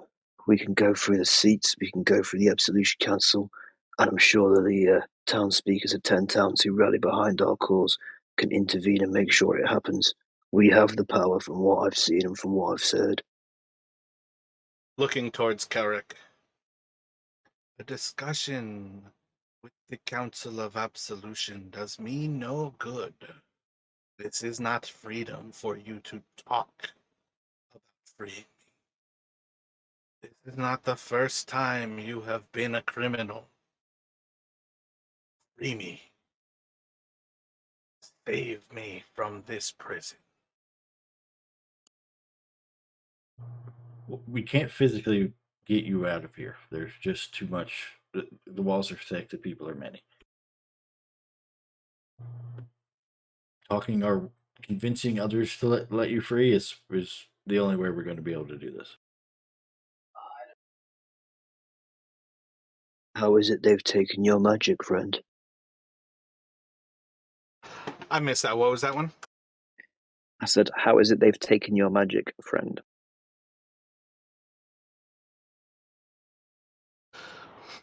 I am without my spell book, and my cell prevents me from casting anything that I might be able to manipulate as is. Well, you're not in your cell right now, are you? And the rest of us, we've still got access to our magic. Very little of my life is spent outside of my cell.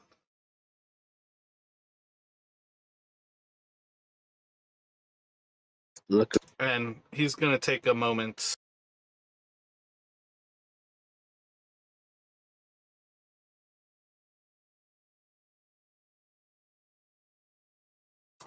Yeah, actually, let's take a quick break here, and let's come back 15 after the hour, and we'll kind of continue on with this. sure, sounds good. Okay, see everybody in a few. Sounds good to me.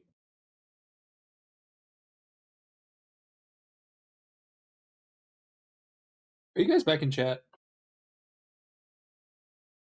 Nope.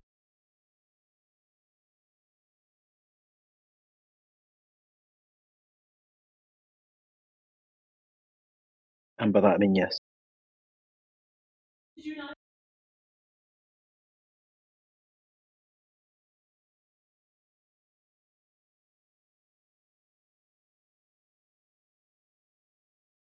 Yeah, so, okay, here's where I'm leaning. We let this guy off, Deves going to be pissed. We have other leads to things that are going on in the 10 towns right now, like the city, which is a huge, major piece of magical equipment. If the Arcane Brotherhood's going to be anywhere fucking with shit, that's where they're going to be. We also have the fact that we found out that the cult in, I can't remember the exact town, has the stone, which is going to make the super dragon thing that we need to go check out. Yeah, exactly. So I don't think we should set them free. I don't think it's worth the wrath of upsetting the 10 towns, but I feel like this is the chaotic evil side, is to set him free and to pursue that instead. I think we've got plenty of leads on, and I feel as though if there is any link to the Brotherhood, it's to do something with the Shardolin thing anyway, which we already know about. So I'd like to pressure him a bit to say, we need more before we commit to springing him out of here. And then we start to, prepare ourselves, get as if we're ready to fight and get him out. And then, say, right, but before we do this, you're going to need to give us at least something more before we commit to helping you, because as it stands, as far as we can be concerned, you don't know anything new that happened after you were incarcerated.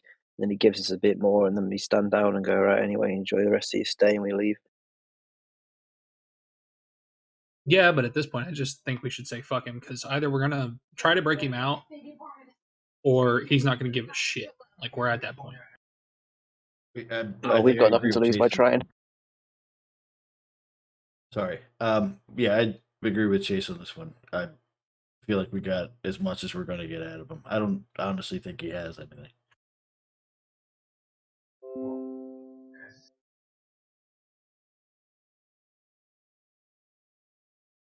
Yeah, and like I said, we do our thing. We fight our way out of here if we make it, because seems like there are several very high level people here. We've just pissed off the whole Lord's Council, because the Absolution Council is going to report that we broke somebody out, and that's going to rain down hell on us.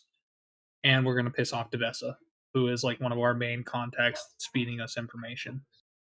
Unless the Arcane Brotherhood just wants to stop the rhyme.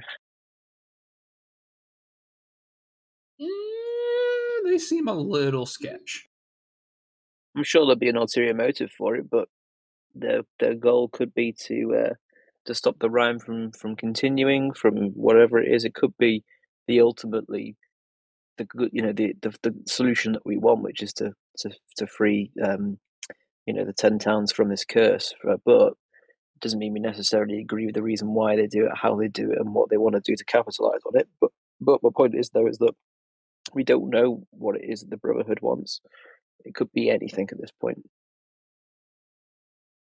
And as it stands, if we leave right now, we've gained nothing. So I'm still want to, do something at least. I mean, yeah, I see what you're saying. Yeah, again, we could just do like the walkout and see if he like real quick says anything like last second. But I feel like we're spinning our wheels for this particular conversation. Yeah, I'm down for the walkout thing. Or like I said, if we want to go full fucking YOLO and send this bitch, I'm ready. What? The barbarians ready to kill everybody? I didn't say kill. I don't even have my fucking axe. How the hell am I supposed to kill everybody? We are unarmed. Hey, guys. Look at that. I was going to say the everything as well as I could speak to him privately without you all, mentally and stuff. Yes, open up a psychic channel to a real powerful wizard. Just saying, might not be the best idea. Yeah, it'd be fine. Maybe if you want to try to scare him, by all means.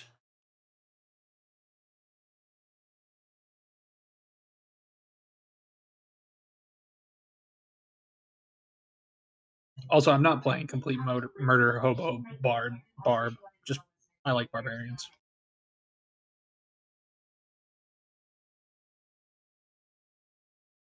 Their lives are simple. Yeah, they're also really good at throwing halflings.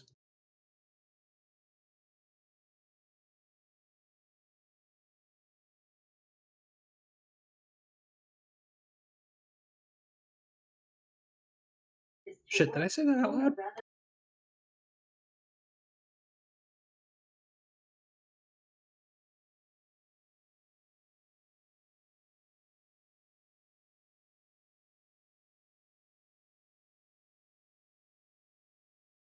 Okay, so basic game plan. Flip a coin. We either go peaceful or we send this bitch. No, I don't think it comes down to coin toss at all. I think 99% we're peaceful and we don't do anything stupid. I think this is just my opinion. It's up to a group discussion, but it's not on the table for me. We're not evil. We're all a bit chaotic, but it's not. I don't think that's the right thing to do at all. I think that we just got to try and get even just a tiny bit more out of him. I know we're never going to get the full story, but if we can at least get a little bit more, confirmation that there's others where there might be names, anything or why, just anything at all, and then we'll take that as something and we go back to Devesa with it because I'm not pissing off these people. Okay, good. I'm glad we agree on that because as much as I was saying it, I'm really I wasn't wanting to do that. Um, he has already mentioned, that he's heard of movements of the Arcane Brotherhood in here. Like he didn't straight up say that they were here, but he's kind of hinted at it a couple of times.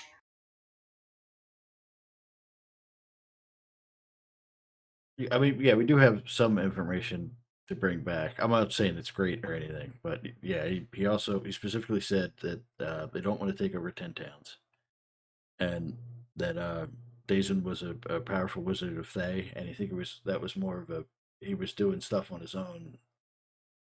Uh, than with he didn't have the permission of the Arcane Brotherhood.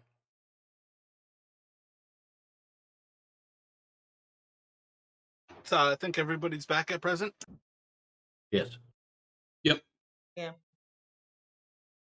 Yep. So I feel like the last thing was kind of like one of the last little moments where Faint was kind of like pushing him to give a little bit more. And I think his response to Faint is going to be something to the effect of, would you care to show me just a little gift?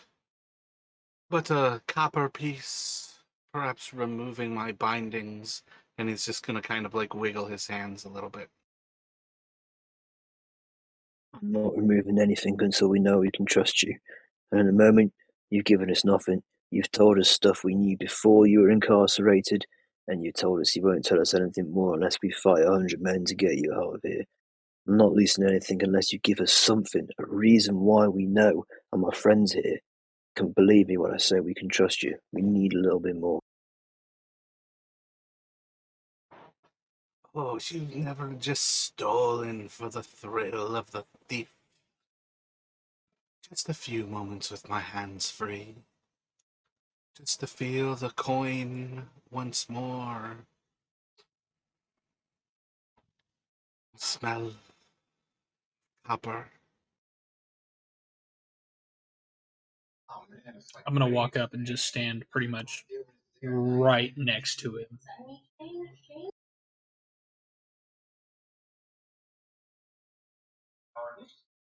And just basically let Josh do his thing. Right, I'm going to go a little bit off piste here. I'm going to clasp both my hands down on his shoulders and I go, listen to us. We're trying to give you a reason to trust us. Well, for us to trust you, we need you to just anything. And as I do it, I drop one very cold steel ball bearing down his collar, down his back. And then I open up a psychic whispers channel with him. And through that psychic whispers channel, I say to him psychically, it's me, the thief. I've just dropped a lockpick down your back. I need you to play it cool and we can get you out of here. I don't think everyone's convinced yet, but I need you to give us something so that the rest of them can be on board with us. And then I walk around the side and I just sit down on one of the stools and I look at him and I nod.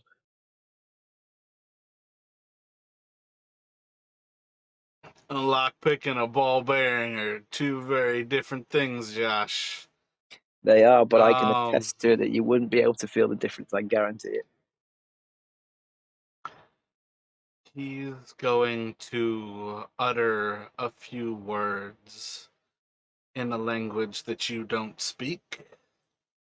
Let me get an Arcana check from Kelrick.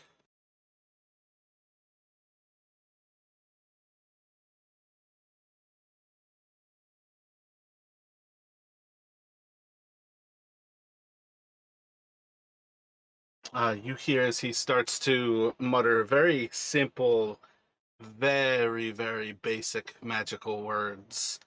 And you can hear as he is casting an incantation that is able to heat up tiny little objects of a smaller size. And you can basically see as he goes from like shivering across his spine to as he utters this word, he's heating up that little ball bearing.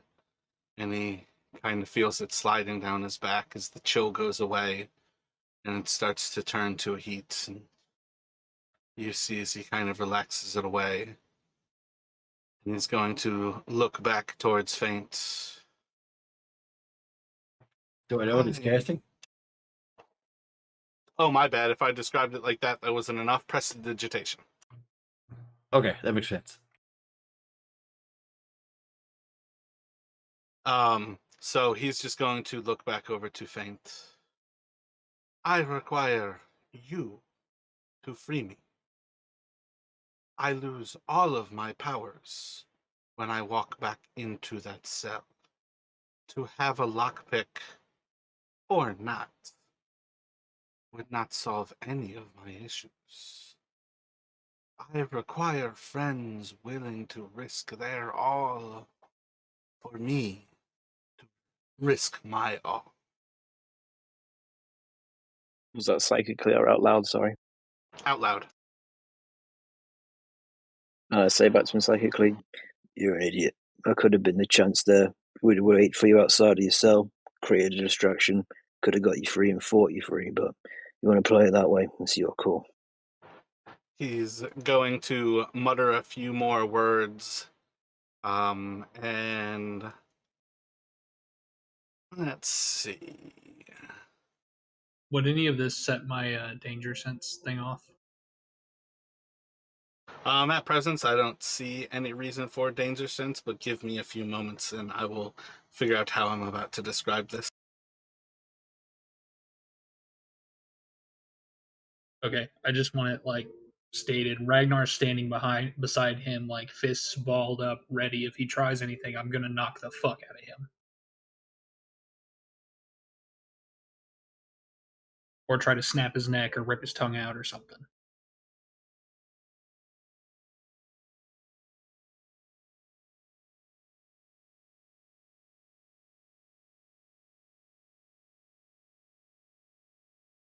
I'm just dancing a psychic dagger between my fingers.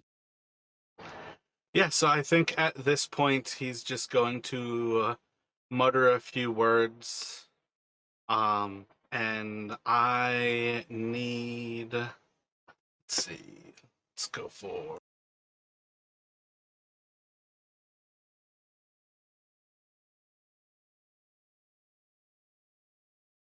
1 hit point shy.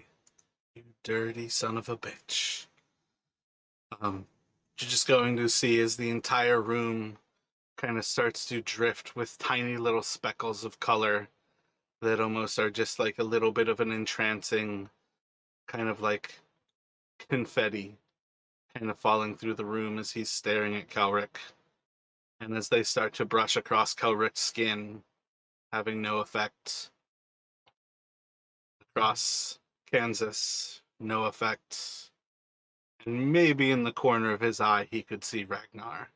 But mostly he's staring at Kelrick. And as nothing happens, you're just going to see a little bit of disappointment come across his face. Well,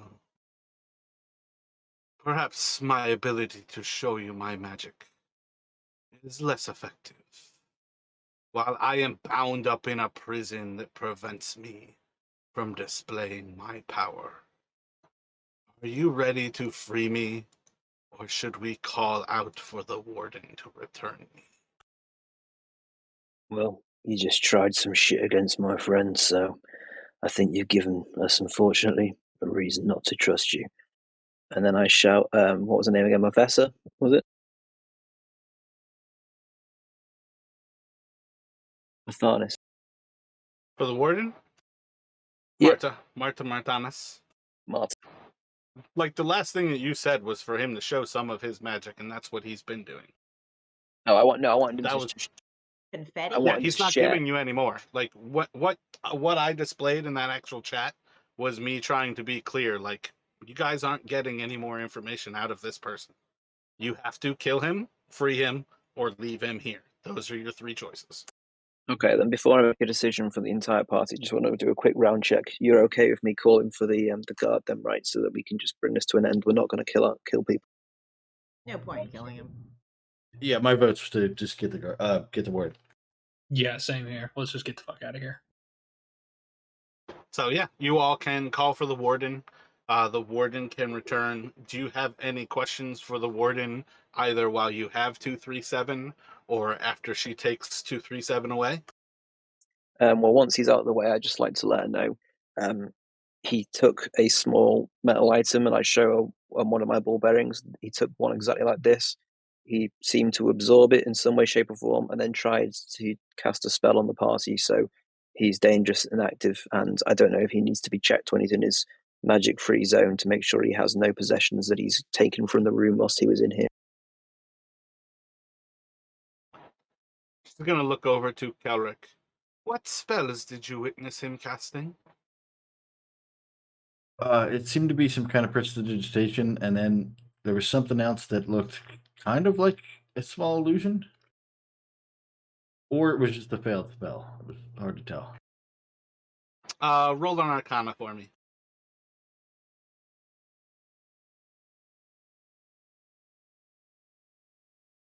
Ah.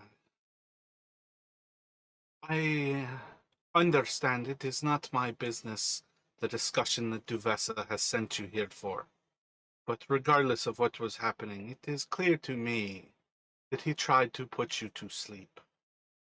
And while it seems silly to attempt it on so many, perhaps there was something else going on in here than something so simple. Prestidigitation I cannot stop him from doing. He requires nothing to cast such spells. And it is very difficult to keep him from getting a hold of sand.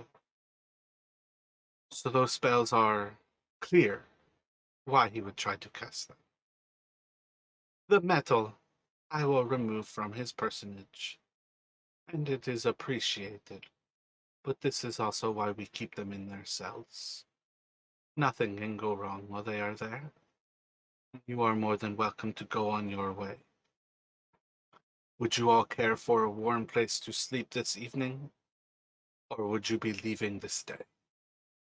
Stay in a prison overnight if I can help. I'll be I honest, agree. I'd be happy to stay. It's a nice place, it's alright. And we can make sure he doesn't try anything fishy, before we head on our way on the long road back. Yeah, I think taking the night here and having a long rest is not going to be an issue. Plus, you have such lovely food, I'd hate to miss out on the opportunity of trying some more myself. Yeah, no shit. Let's try to like shovel some of that in a bag or something. Marta will look towards Kansas. I will ask the cooks to prepare as many knucklehead trout dishes as they can think of for you. I don't need that much to eat. Thank you very much. They really don't mind. In the long run, we will just add it to a stew, which you don't eat. But we want to make sure you are happy as possible.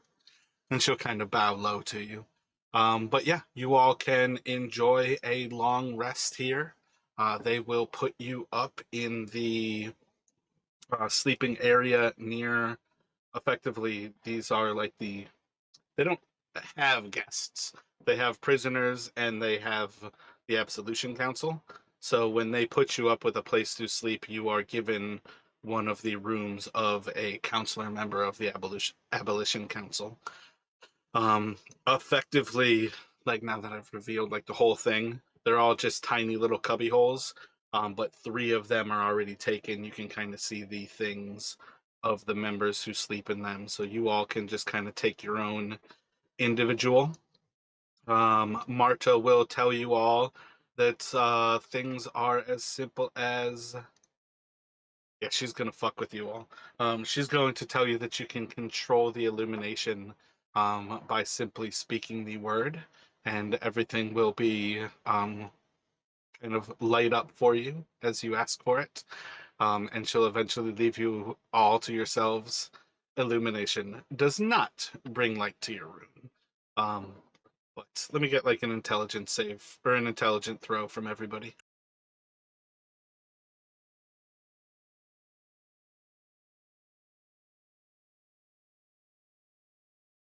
I just want to say as well, at some point I tell the no, carry on. I'll do It that. doesn't take Kansas long to actually say the word light. And she will find that the word to actually control the light in the room. Oh, whoops. I dragged Faint into the prison cell, not It's where I Vaelish. belong. Um, Kansas will figure out that the word is light, and that perhaps Marta was fucking with you all when she said illumination. But other than that, you all can take a long rest here. Do you have any final questions for Marta, the council? What kind of thoughts do you all have going as we kind of fast forward through the rest of this afternoon, evening-ish, into the night, and into the next morning? Yeah, I don't want. We don't have to role play it, but I just want to tell the council that you know, death or life imprisonment are the only things that are fit for that man. Don't be fooled by him. He can never be free. And then that's just my advice to them, and then just leave it there.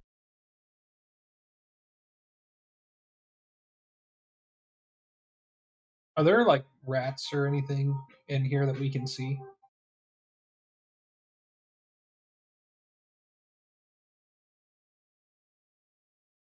What end are you going at here? I just want to fuck with 237. Because if I have rats or something nearby that I can speak to, I want to tell them and describe 237 and just like tell him to go into his cell as much as possible, chew on his toes, shit on his pillow, that kind of thing, before I go to sleep.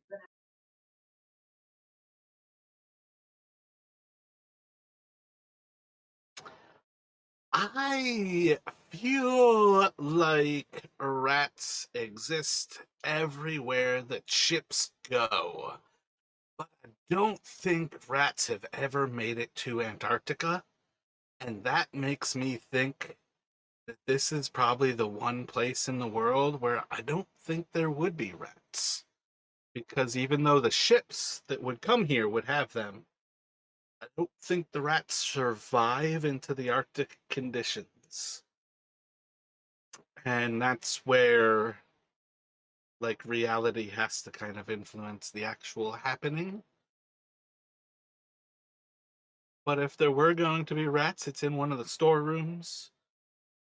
But yeah, I don't feel like there would be rats in a place like this because of how cold it is. I think a rat would never be able to make it like between the ship and the prison kind of thing.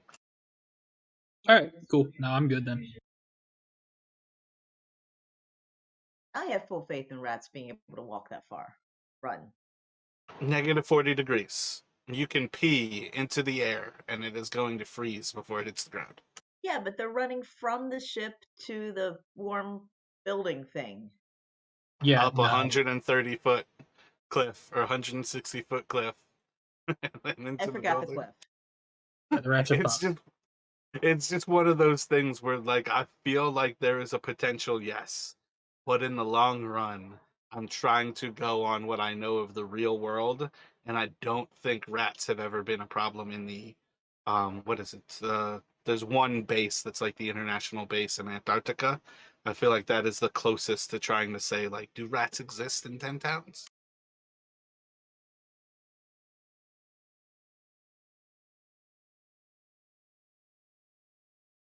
Anywho, what's next? Oh, To the just for vessel. transparency reasons, I changed because we took a long rest. I changed a couple of my prepared spells around. That's all. Oh yeah, you're cold. Yeah, so as far as things go, when you all are prepared to leave the next day, they will have all of your weapons collected in the eastern guard hall and have everything kind of prepared for you all to leave at your leisure. But as far as things go, I think you all are kind of all set for when you are ready. You can leave Revel's End behind, and we can go for survival checks from Kansas and Kelrick to lead yourselves wherever you might choose to go as you leave Revel's End behind. So what was the just so everyone knows, don't we have Blessing of the Morning Lord, isn't it? 10 temporary hit points every dawn, just so the new characters know that we get 10 bonus hit points every day. Thank you. I did forget about that. Yeah, for what it's worth, it's on your features. In the long run, just remembering that the first 10 hit points is always kind of from that doesn't really matter.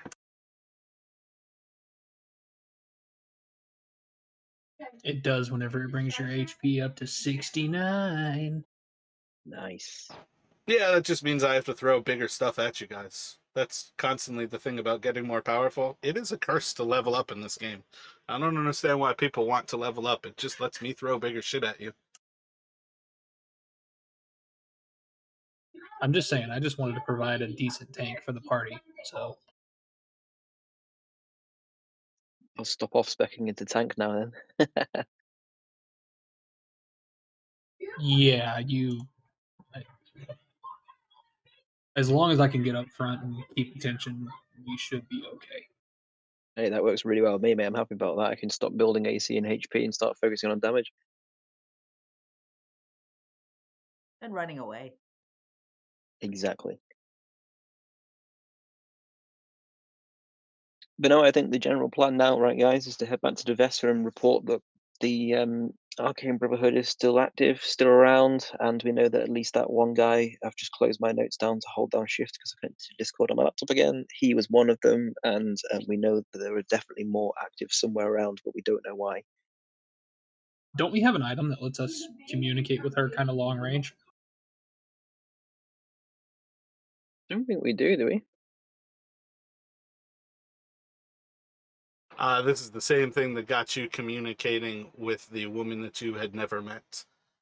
You have the pouch from Azrael that communicates to Helga. I think it's her name's Helga. Oh, she was the nice person that we like.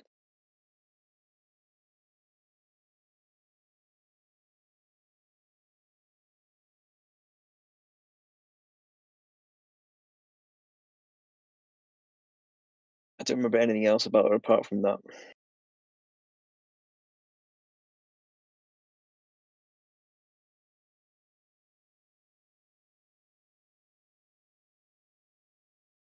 Yeah, either way, I'm down for whatever. So, Yeah, I don't think we got a way that we can communicate with Devesa from far.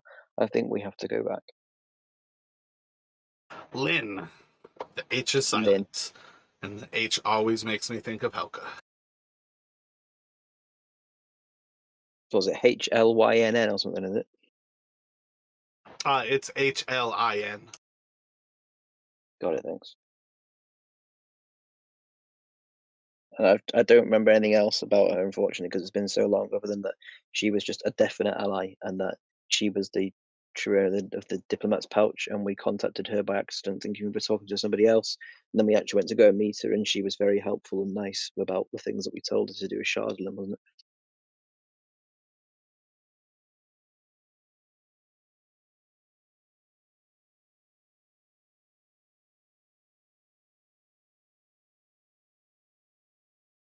So when you all prepare to leave Revel's End, what thoughts do you have as to where you are going? Are you going to try to follow the sea of grinding ice uh, till you can actually start moving south? Are you going to go directly south and kind of look for that like gorge that will lead into Mer Dualden? Those are kind of the big landmarks that you have that will take you towards Bryn Shindar. Yeah, let's look at the map now. Sorry, one sec.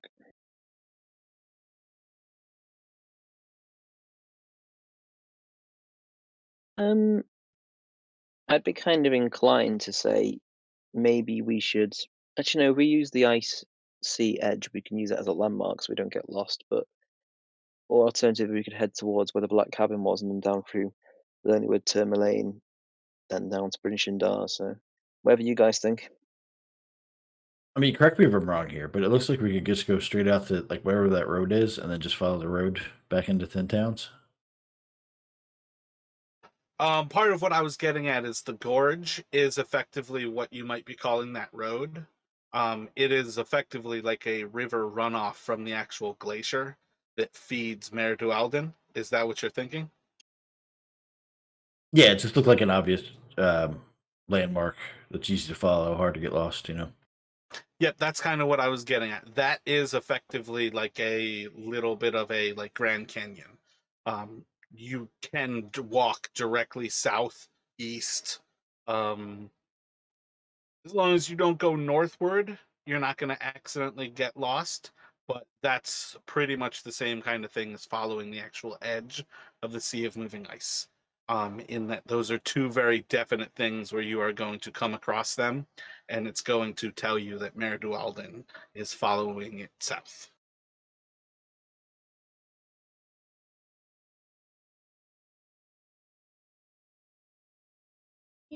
Glacier sounds good to me, or gorge. Sorry, not glacier.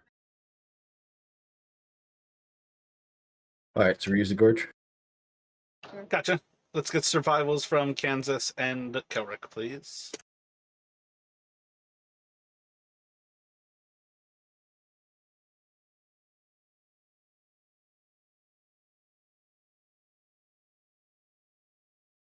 I got inside of D&D Beyond that Kelrick rolled. Yours are old. Yeah, I didn't see it in roll 20 though. Came up after him. If it Sometimes it hasn't takes shown a up second. yet for you, it's up for us.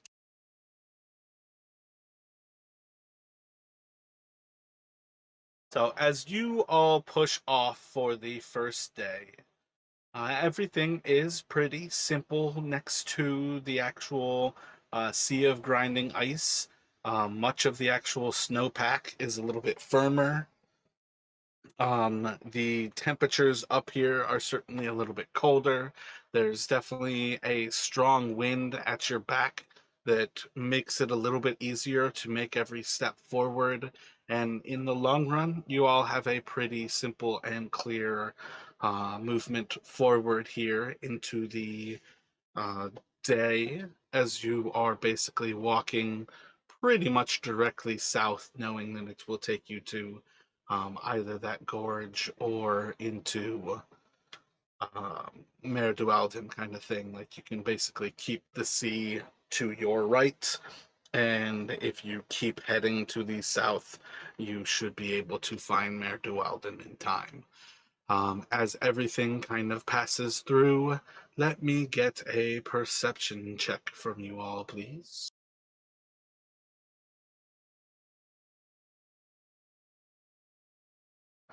So you all are going to be continuing through, eventually finding yourselves passing a kind of narrow pass between two large like mounds of snow, tiny little mountains coming off of like the spine of the world slash red glaciers. And I need you all to place yourselves in marching order, please.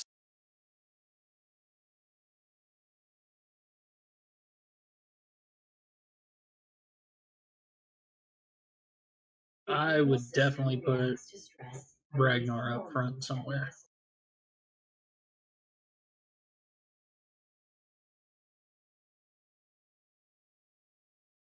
We're going south, right? Indeed.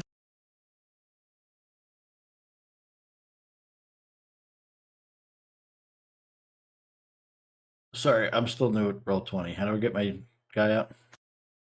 If you go over to the journal, you can select yourself by your name and drag them over onto the board and then just set them down. I believe you can see the whole board. There are some risks at times when it's like shaded that if you drop them where it's black that you won't be able to see your miniature again.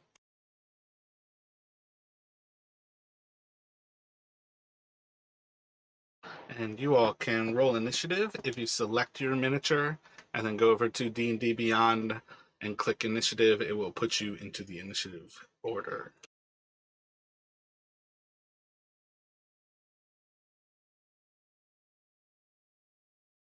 Kansas, your dexterity is 15, correct?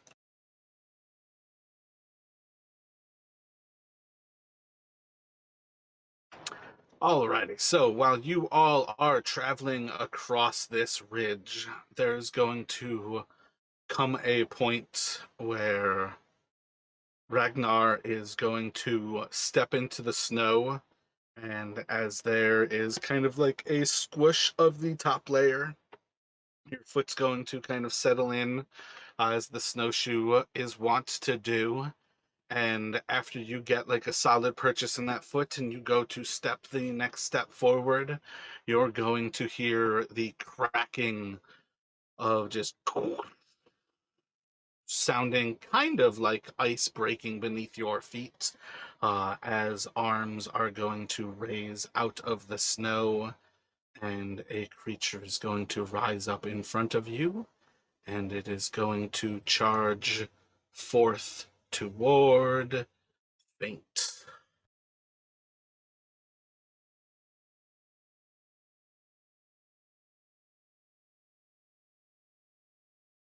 It came out of the snow. It did indeed.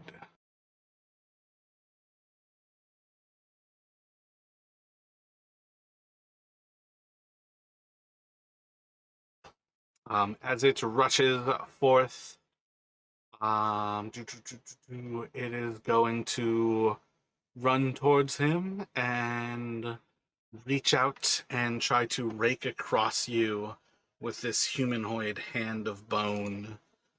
And a 17 to hit Faint. I believe that is over your AC. Yep. Yep. And it's going to do 9 slashing damage to you, which should leave you with 1 more from your Blessing of Lathander. And I need a Constitution saving throw, please.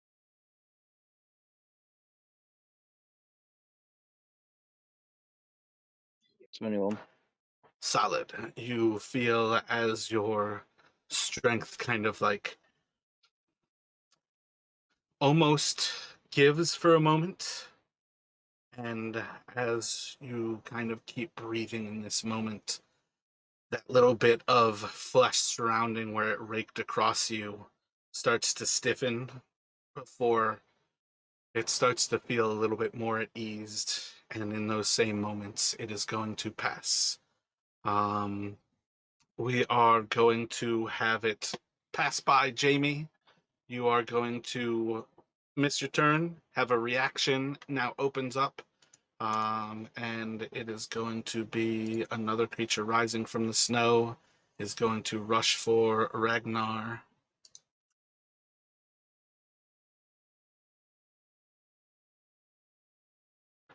And it is going to reach out and try to claw into Ragnar.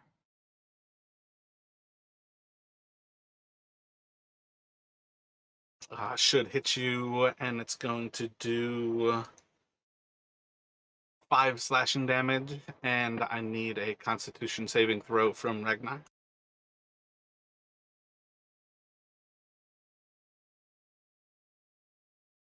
Ragnar, your body is going to seize up, and you're going to feel as your muscles tense and freeze, and you are incapable of moving. Well, what I was going to say was, you know, you gave us that feat where we could jump in front of something for someone else. You all are surprised. You do not have a Okay, reaction until your turn comes and goes. fair enough.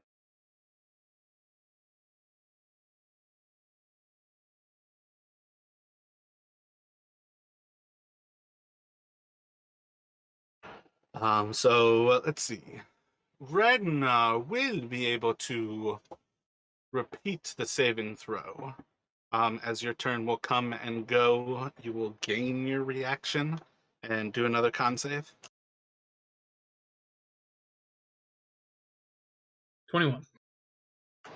And you will feel as your muscles kind of flex free, and after this moment of being incapable of using your own strength, it will return to you. And then another creature is going to rise up, and it is going to charge toward Kansas.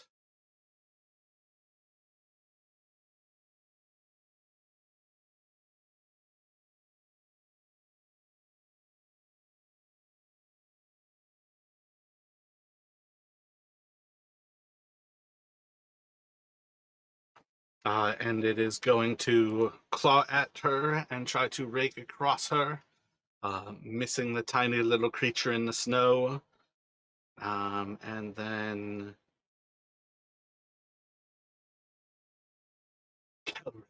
you are going to see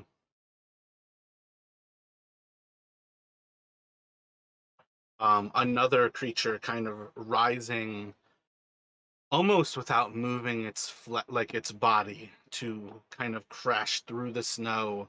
It's going to rise almost through entirely magical means, and it is going to look towards you past everything else and all of these other creatures that are rising out of the ice. And as you see this hooded creature focus in on you, there's no face inside of the hood, just a kind of pale light, white light kind of forming. And as the white light turns into a blue, it's going to become stronger and stronger before this blue light starts to flash out from within this thing's hood. I need Kelric to make a Constitution saving throw. All right, 1 sec.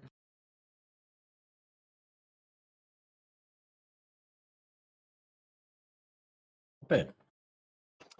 As you fight off this blinding light before you, you're going to feel like this searing force of light across your eyes.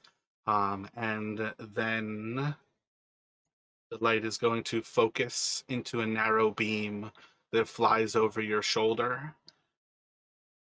And then it will go to Kelric, where you will gain your reaction. Another of these creatures is going to rise out of the snow, and this one is going to go for Kelric.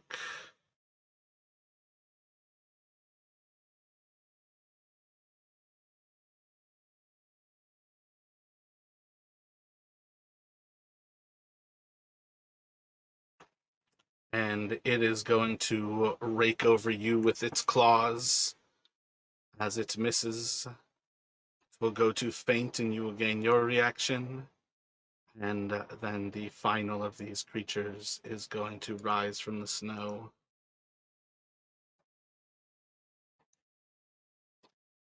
And it is going to go for Ragnar.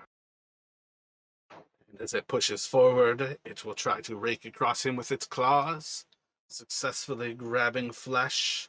I need a Constitution saving throw, and I believe it's 2d6. My bad, 2d4. It is going to do 8 slashing damage to you as it claws across your flesh. And with that, we're going to go back up to...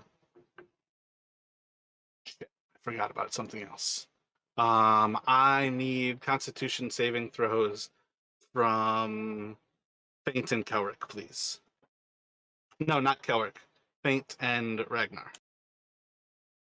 Besides the one I just made. Yep, whole other one. 17. Gotcha. And- All right, Feint, you are going to be poisoned from the stench of the creature standing before you. No, it does, but okay. I feel like poison is pretty simple in that it halves your movement speed.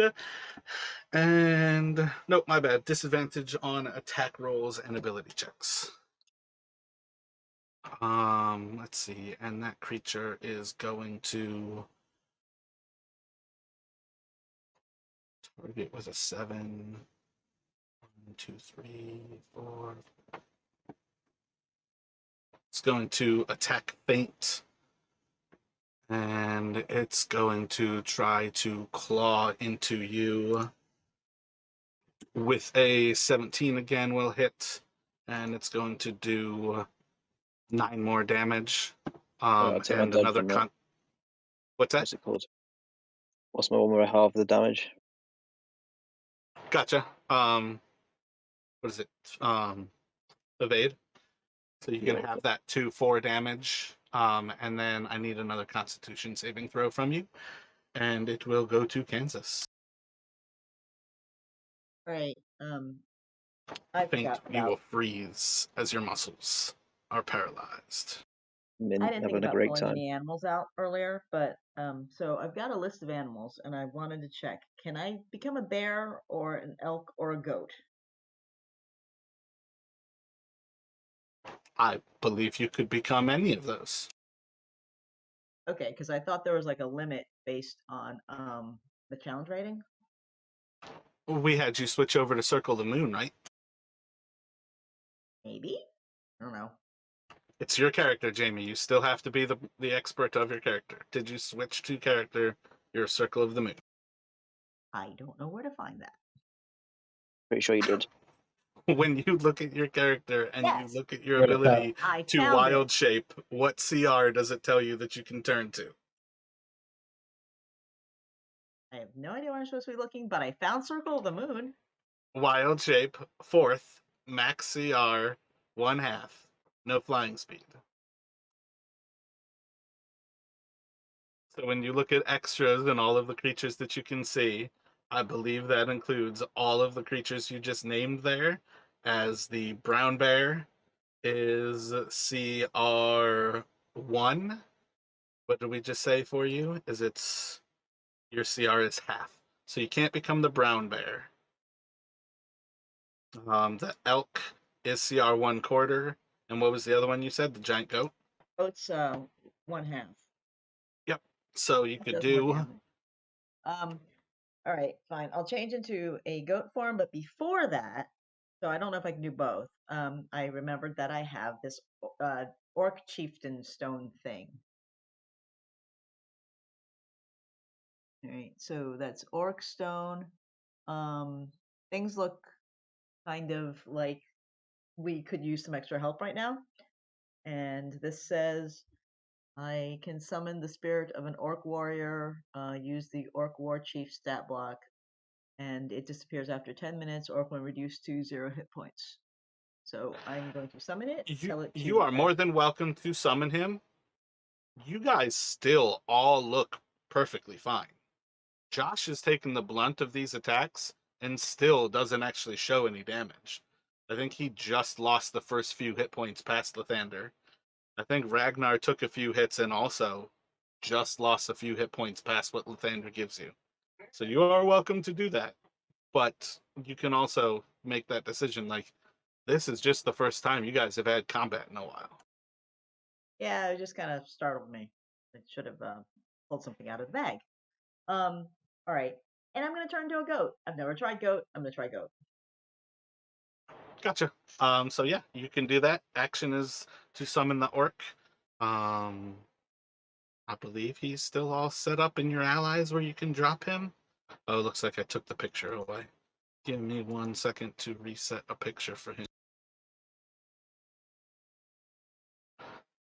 But otherwise, what? There's a ghoul. So yeah, just give me 1 second.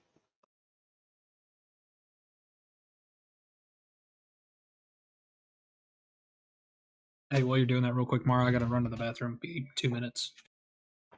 Oh, good. I mean, everybody could take a quick little break here while I grab this token, but it shouldn't be long.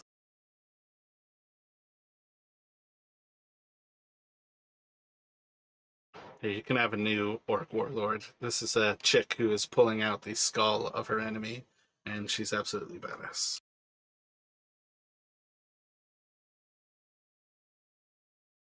So, Jamie, you should be able to go under characters, allies, see your orc war chief, and drop them.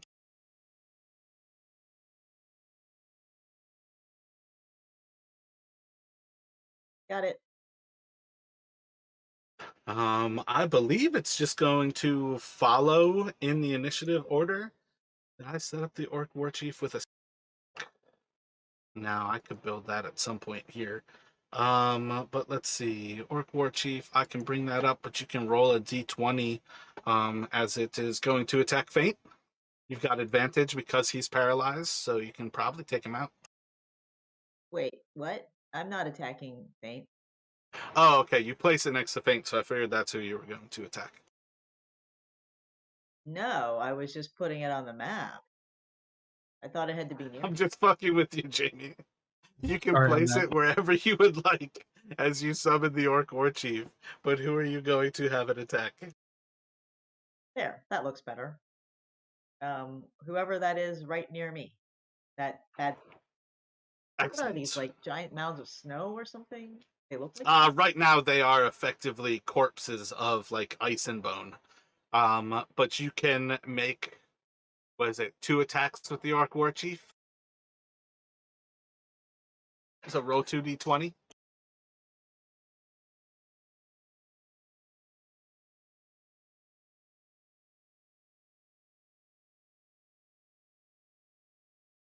Bam. I think both of those are going to hit with a 25 and a 19.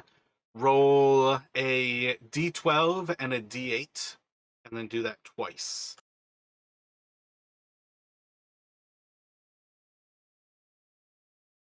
So 13 and then 16 damage.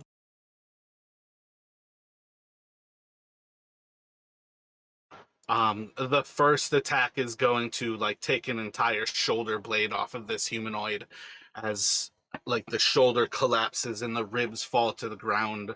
The second attack from your orc friend is going to decapitate the creature as these icy bones just drop to the ground and seem to go inanimate.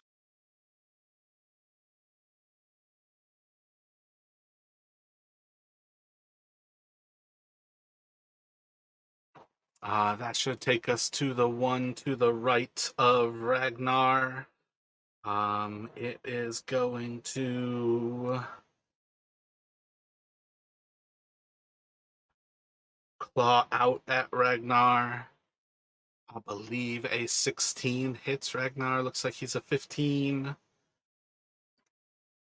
It's not 2d6, 2d4, so 7 slashing damage. Are you back right now, Chase? Yes, I am. Excellent. So another one of these is going to claw across your flesh. 7 slashing damage, and another Constitution saving throw, please. Yeah, 19. And then it is going to go to Ragnar. Okay, first things first. Bonus action, I'm going to rage. you've just been waiting for this for like months.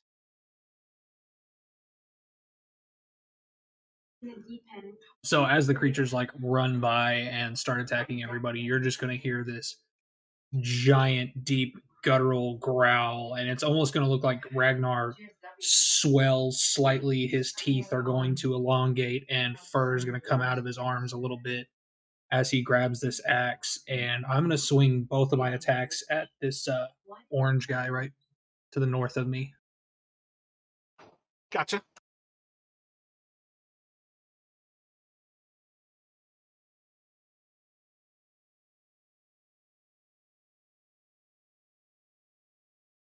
First attack is just going to glance off of the ice. Second attack is going to grasp into the creature's bone and cut through. And that should be the end of your turn.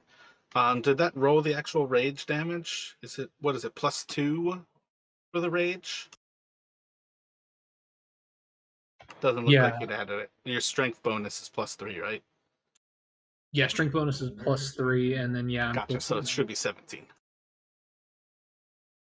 Yeah, that's weird. That's why I rolled rage in there. I thought it would add it in, but I'll just remember to add +2 as well.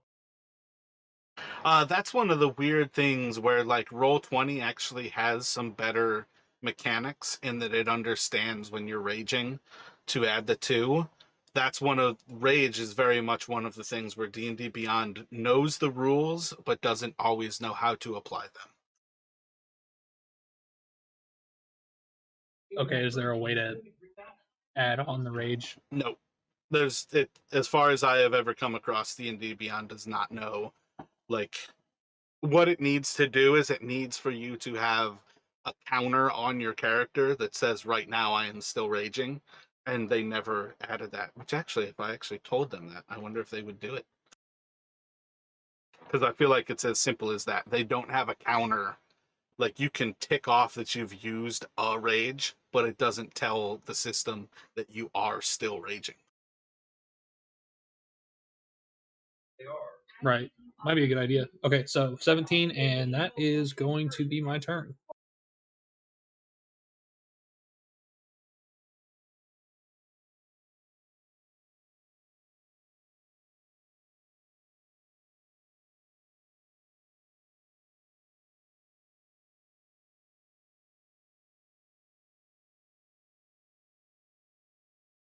Oh, this is bad. The cold light walk creature with the lighted face is going to look towards Faint, and it is going to try to blind him.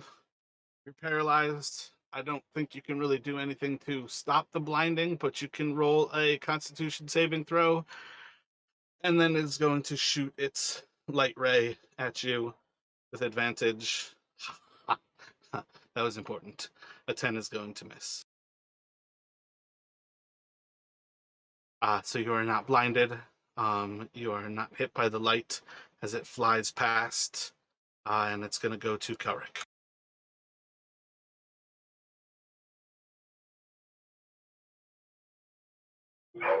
All right, so it's my turn, you said? Indeed.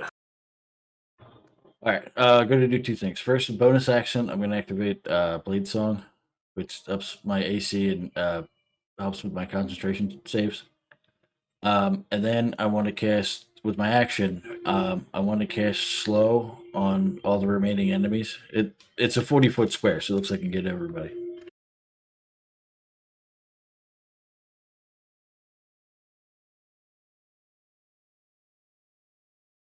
One second, we'll look up the save.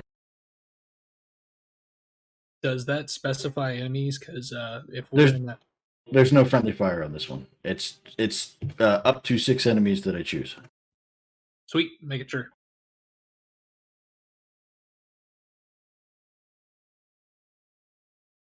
I've had one too many fireballs go awry.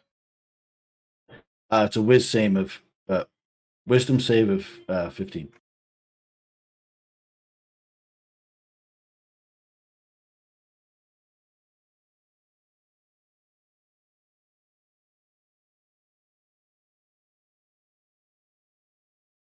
And then if it does hit, it brings their AC down 2. They can't use reactions, and every turn they can either use an action or a bonus action. They can't use both.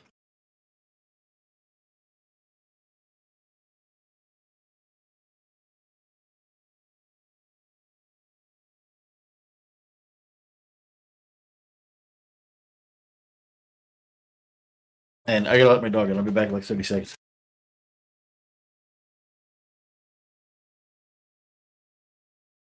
That should take us to one of the creatures between Kelric and Faint and Ragnar. So, let's see. 6. It's got 8 targets. Perfect. 2, 3, 4, 5, 6, 7, 8. It is going to rake out towards Kelric with a. Was that 16 to hit? What's your AC at once you Blade Song?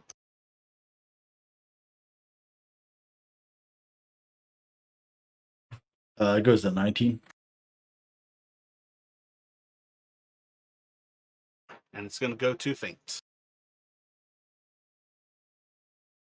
I'm frozen, so do I roll to break free or? End of your turn, you can roll a Constitution saving throw. Yeah, I can't do anything on my turn, can I? So I guess that's just what I have to do.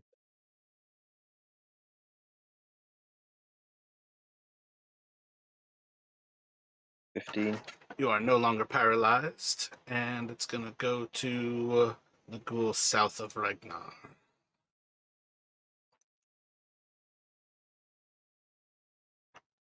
It is going to rake across Ragnar again with a crit. Another Constitution saving throw, Ragnar. And this time you are going to take 10 slashing reduced to 5. And still not paralyzed.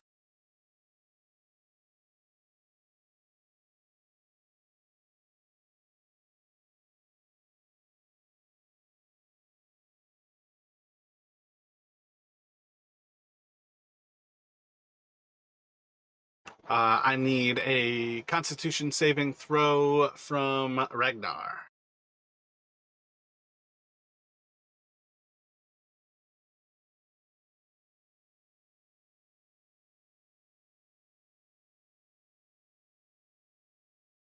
That's The creature is going to. What was that? never mind. Go ahead. Creature to the north of you, Ragnar, is going to step out of combat as it goes towards Kelric. So I get an attack of opportunity on that. You do indeed, if you would like to react to it. Fucking A, right? I would. I'm gonna swing out with the great axe.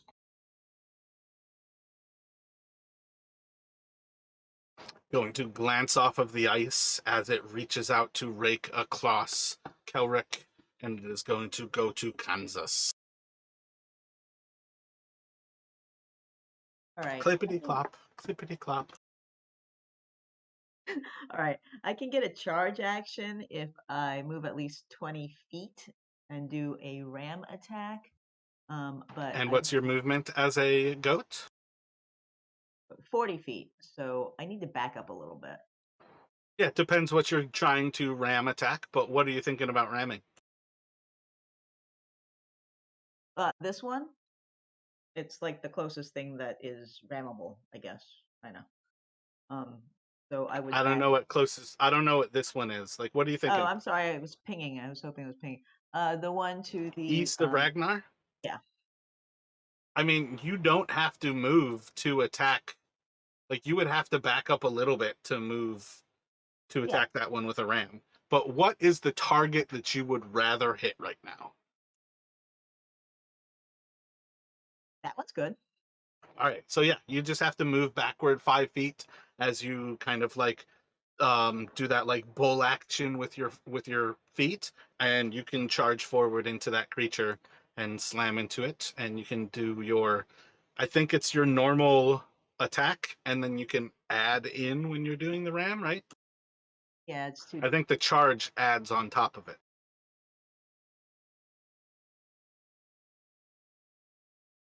So yeah, not great, but yeah, kind of fun. Well, no, you didn't actually roll to hit. That's what I mean. I feel like you have a goat attack that when you move 20 feet before getting there, you can add that charge 2d4, and the strength save is to maintain footing. No, it seems to have rolled something. That's what I mean. You rolled something, but not the right something. So giant goat.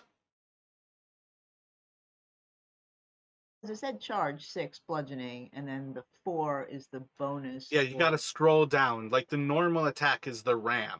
Click ram at the bottom. And then if you move 20 feet, you can also add that charge to it.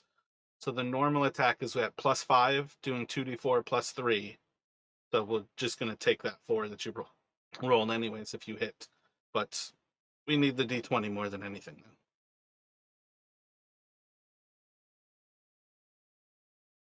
If you click the red part that says ram, that should roll the d20. Yeah, I don't see any. Did you scroll to the bottom of... There we go. So a 21 will hit. You're going to do the 4 + 3 is 7 from the actual ram attack. And then your charge, because you moved far enough, is going to add another 6 to that. And it has to make that strength saving throw, which the creature is going to lose its footing. It will fall prone.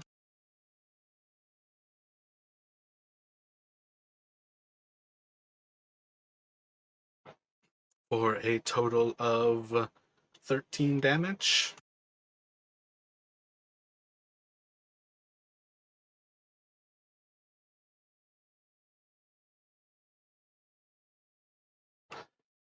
Anything else from Kansas? Otherwise, you will send it over to your orc.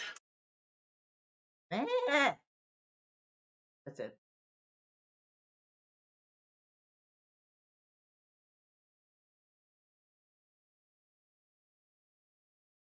So do I tell the orc to do something, or are you moving it? Because it just basically is set to beat up on things that aren't in the party, I guess. It's your orc, so you can move it.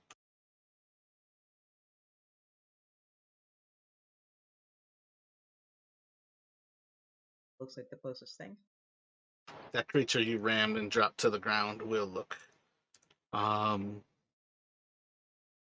shaken apart, damaged as some of the ice cracked off of the bones and like part of the bones fell away. It's bloodied. And the orc has 2 attacks. Or as you all are getting closer to full power here, you can also do it's got its special battle cry once a day.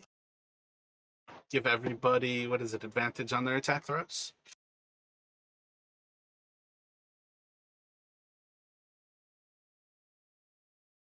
Sure, I don't actually see a stat block on it.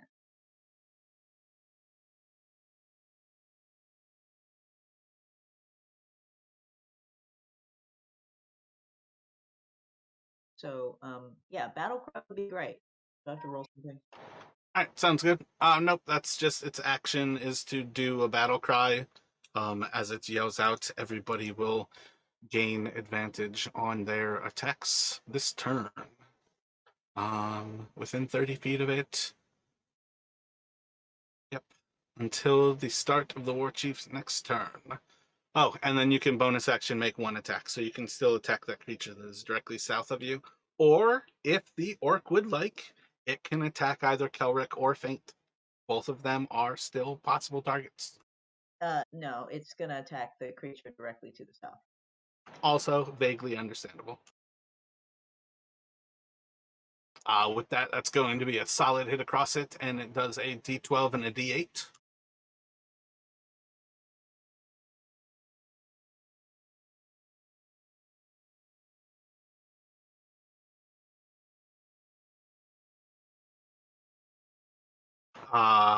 Yeah, that's going to take that creature into the bloodied condition. As you see, large chunks of the ice over these bones are going to shatter, and part of the upper torso is going to scatter across the ground. And that will take us to the ghoul that you just knocked prone. Does slow actually prevent them from standing as well? I feel like they get to take like 1 action a turn, regardless of what it is. It's either an action or a bonus action. They don't get reactions. It doesn't do anything to movement, though? That's what I mean. Like, I felt like slow meant they can only do like one thing.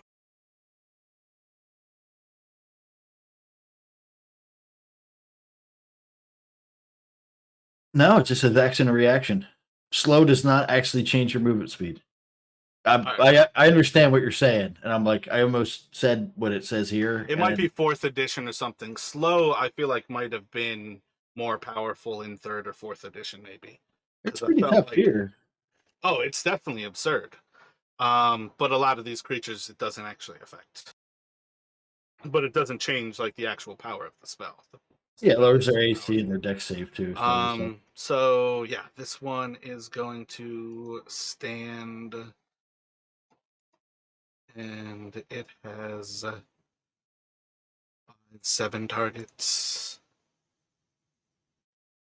So that is going to go for Kansas as it rakes out. The goat probably has more than 10 AC. I feel like that's a miss. And it will go to Ragnar. Okay. You said I have advantage on all my attacks this turn, right? Everybody in your group right now is about to have advantage until that orc goes again. Okay, I'm gonna step up here, kind of beside shit. Faint. And is that gonna give that'll give both these old boys attacks of opportunity?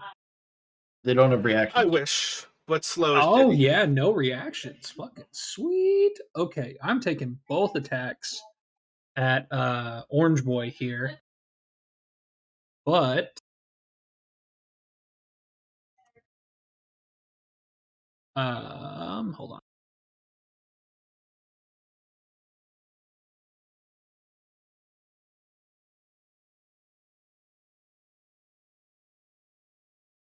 I am going to use the Great Weapon Master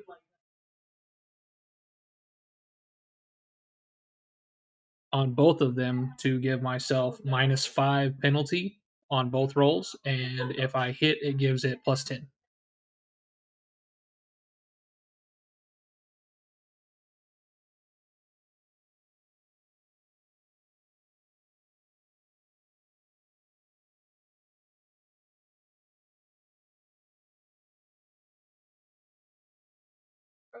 So that's a 13 and a 21.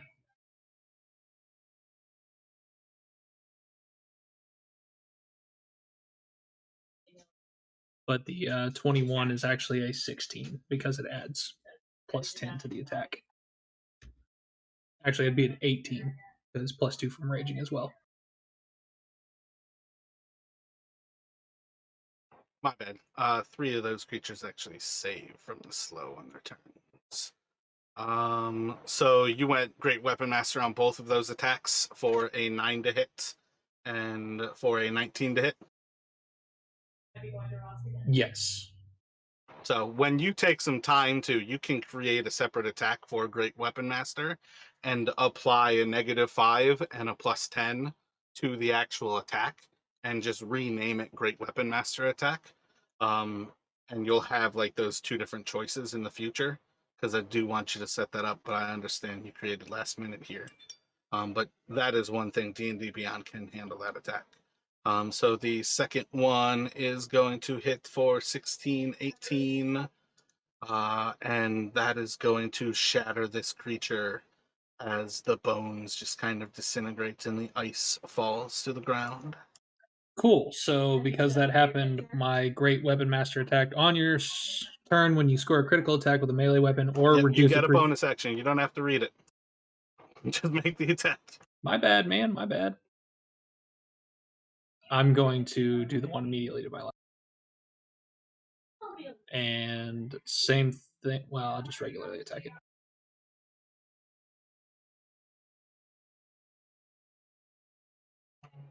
Solid hit. So that's 12 damage.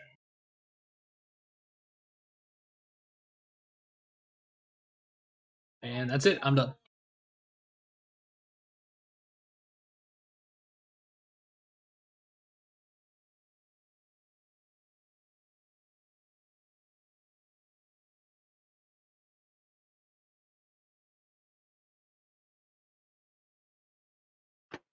You're going to see is like an entire side of that creature is lopped off by the axe.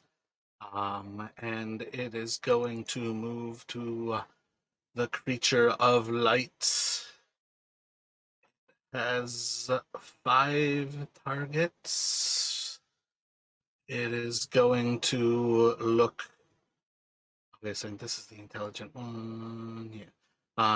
It's gonna look towards Faint, and I need you to make a Constitution saving throw, Faint.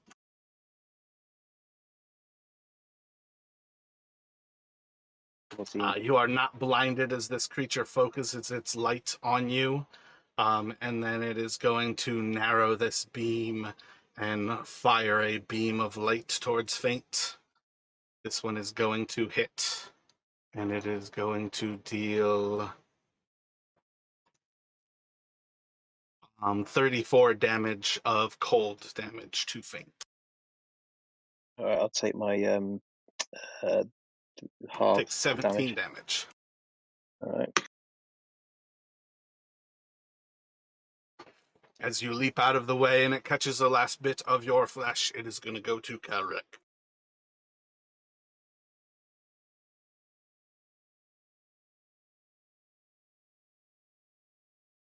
All right, so first I'm gonna use Misty Step.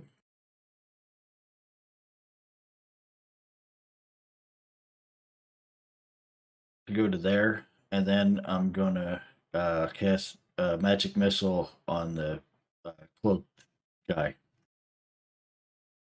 Gotcha. What level? Just level 1. So it should be 3d4.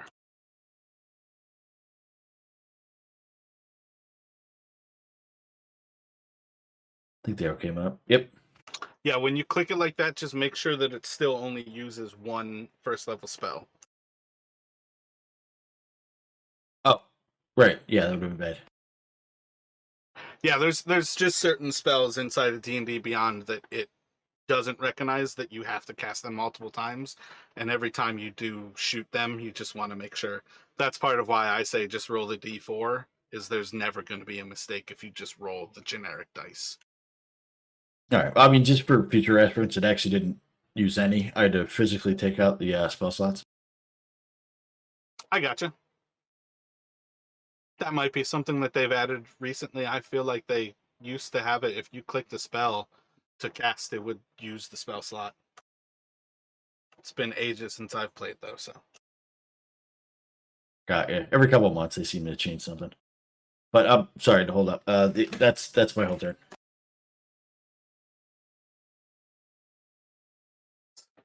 The creature kind of lower left, southwest of Faint is going to claw out at him and miss, and it's going to go to Faint. Wait, for real? Get him! Well, I've got advantage now, so I'll go for the one southwest of me, just a melee attack. Yep, this will be a straight attack.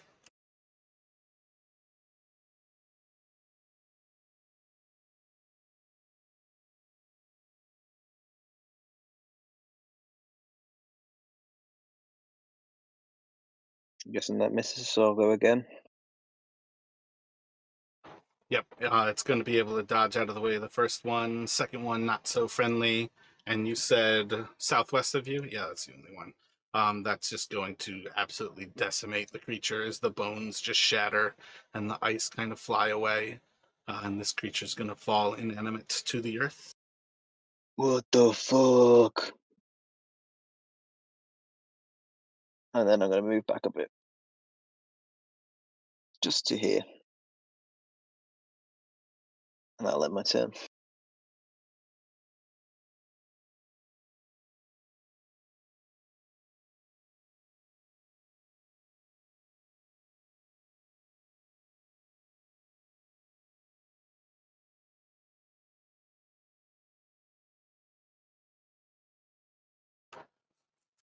One of the creatures from the south is going to run around the goat, and it is going to leap out to rake at Kelric with its claws.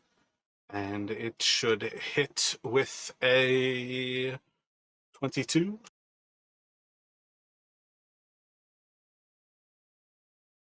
Okay, shield. Of course you are.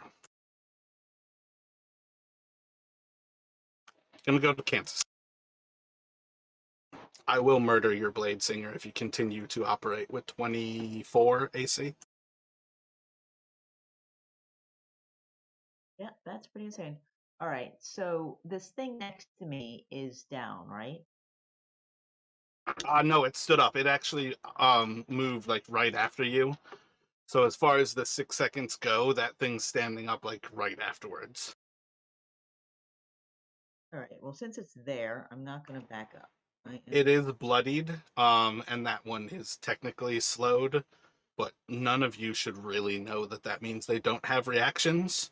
But if you're brave and you think Kansas would risk getting attacked so she could do some damage as a goat, wink, wink, wink. But you guys never provoke opportunity attacks, so Nah, I'm just going to ram it. go for it. Solid hit, dealing 7 more damage to it. That is going to take that creature into the... Oh, wait, 14? Yeah, 14, 11. Definitely going to take that creature into the mortally wounded state. Still standing, though? Indeed. Any bonus action from you? Otherwise, it will go to your orc. I don't think goats have bonus actions. All right, so orc, rolling d20. What are you attacking? It's next to nothing right now. Good point. I didn't think about that. Closest thing is here. And no, it's not Gotcha. attacking me. So you're going to attack the goat. Excellent choice. No, not attacking the goat. Attacking An the... 11 is going to miss as you swipe out at it. You have another attack, an axe attack with it till the start of the war chief's next turn. Yeah, so it does not give itself advantage. This one will hit. Roll a d12 and a d8.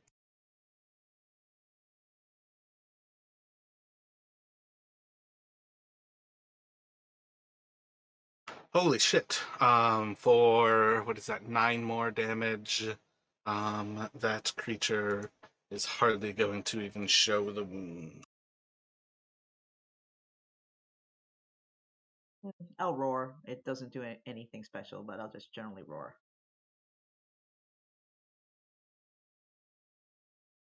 This is the one south of you. Let's see, it's got 4, 5, 6, 7. Gonna go for 1, 2, 3, 4. It is going to rush for faint. Don't think it can get there without provoking an attack from the goat as well as Ragnar. All right, I'm gonna take my opportunity.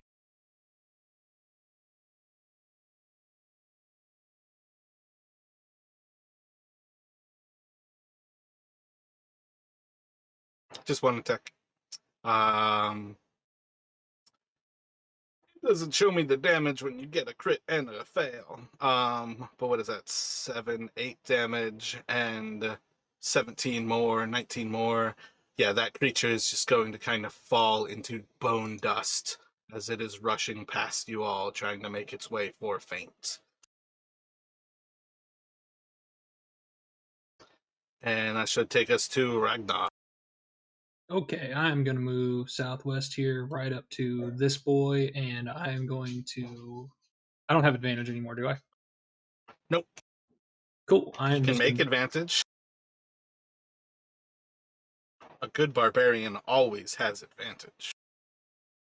This is true. The question is, do I want to give that fucker advantage on its next turn if I can't kill it this turn? You're a barbarian. You don't think about such things. Yeah, true enough. Fuck it. Reckless on both of them. And I'm going to use the Great Weapon Fighter on both of them.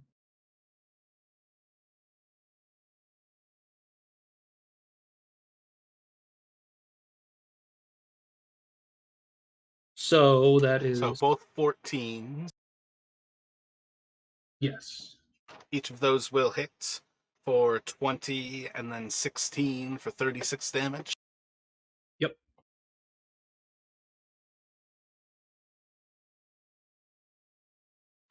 Doesn't even show signs of being wounded. Ah, fuck.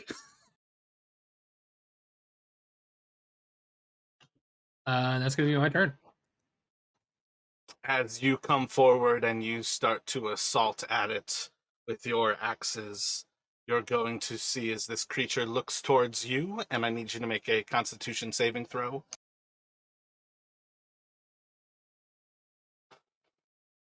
And able to prevent your eyes from being seared from its blinding light. It is going to raise its arms as it slams both arms into you, and it is going to 17 should hit, and then the second one is a 12, I believe will miss. The first hit is for 8 bludgeoning is 4, and then 15 cold damage is 7. So total of 11 damage to you. And it is going to go to Elric.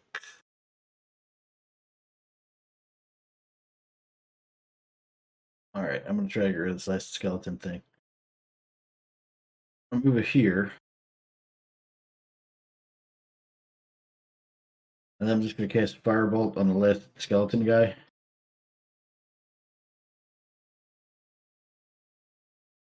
Made a blade singer who doesn't actually want to attack with their weapon. I'll get 2 attacks yet. I'm going to murder that blade singer on principle. Fair enough. You're not going to murder the super barb on principle, too? I'll kill the barbarian too. Man, still a 5 wizard. blade singers, because he can also do something like mirror image and start to make multiples of him. Oh, I know. That class is completely fucking busted. It's Yeah, they're a a stupid wizard. class. Going for stupid amounts of AC is one of those things where I will kill the rest of the party to remotely challenge a blade singer. And that's part of why I say there is levels where we will eventually have to balance your character to allow everybody to have fun. Okay. So Firebolt is going to hit. Roll the damage anytime you roll a spell.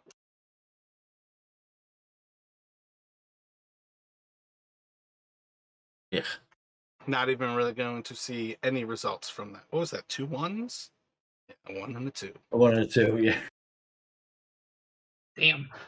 And it should go to faint. You see 2 of these creatures standing, the one that has been shooting beams of light at you, and then one of these creatures that I think it was last trying to rake out at Kelric. What would you like to do? So BB Boy is engaged with our barbarian, yeah?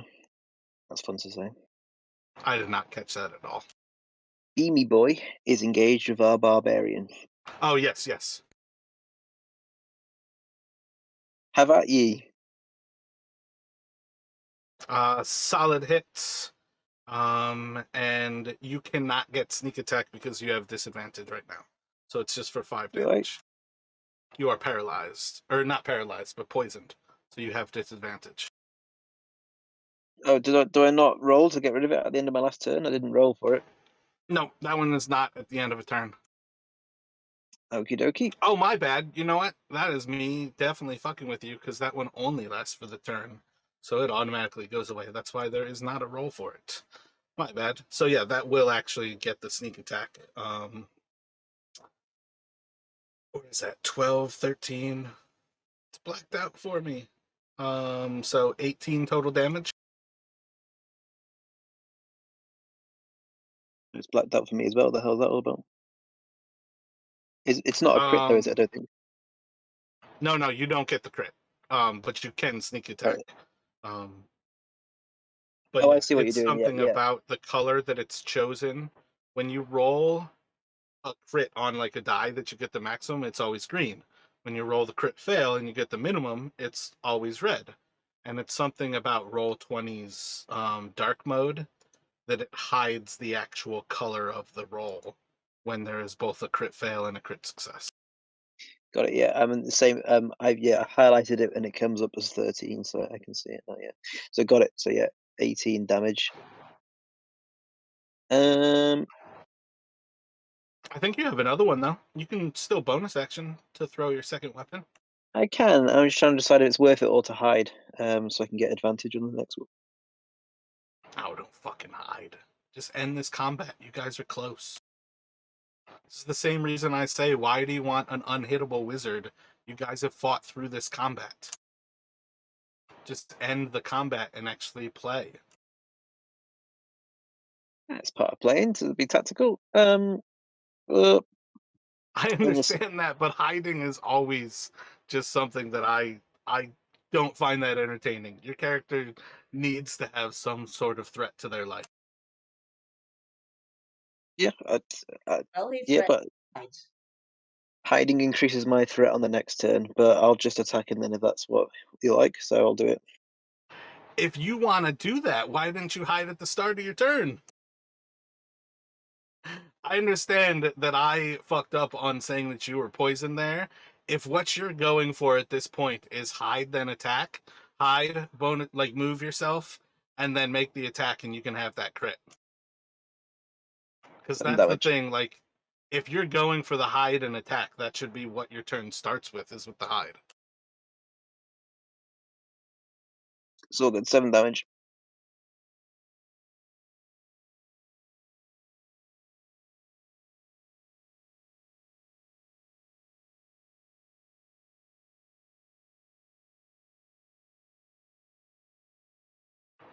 Ghoul is going to rush down towards Ragnar, swipe out at him and fail. It is on Kansas.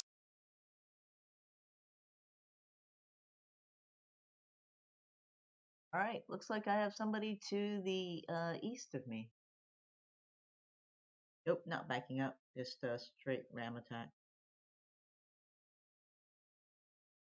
Solid hit, 10 more damage. That creature is mortally wounded. What would the orc like to do?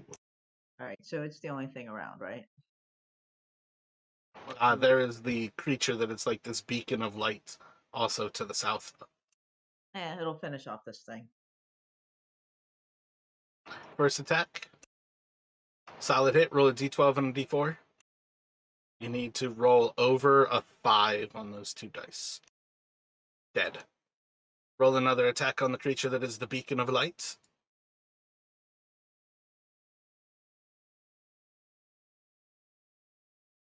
Solid hit. D12 and a D8.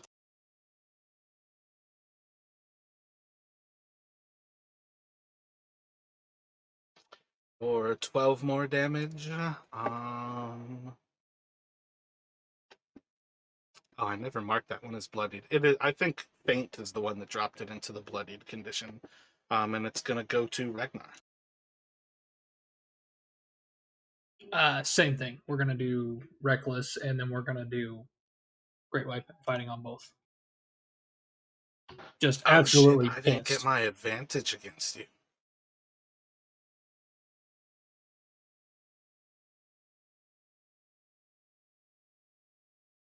So that is going to be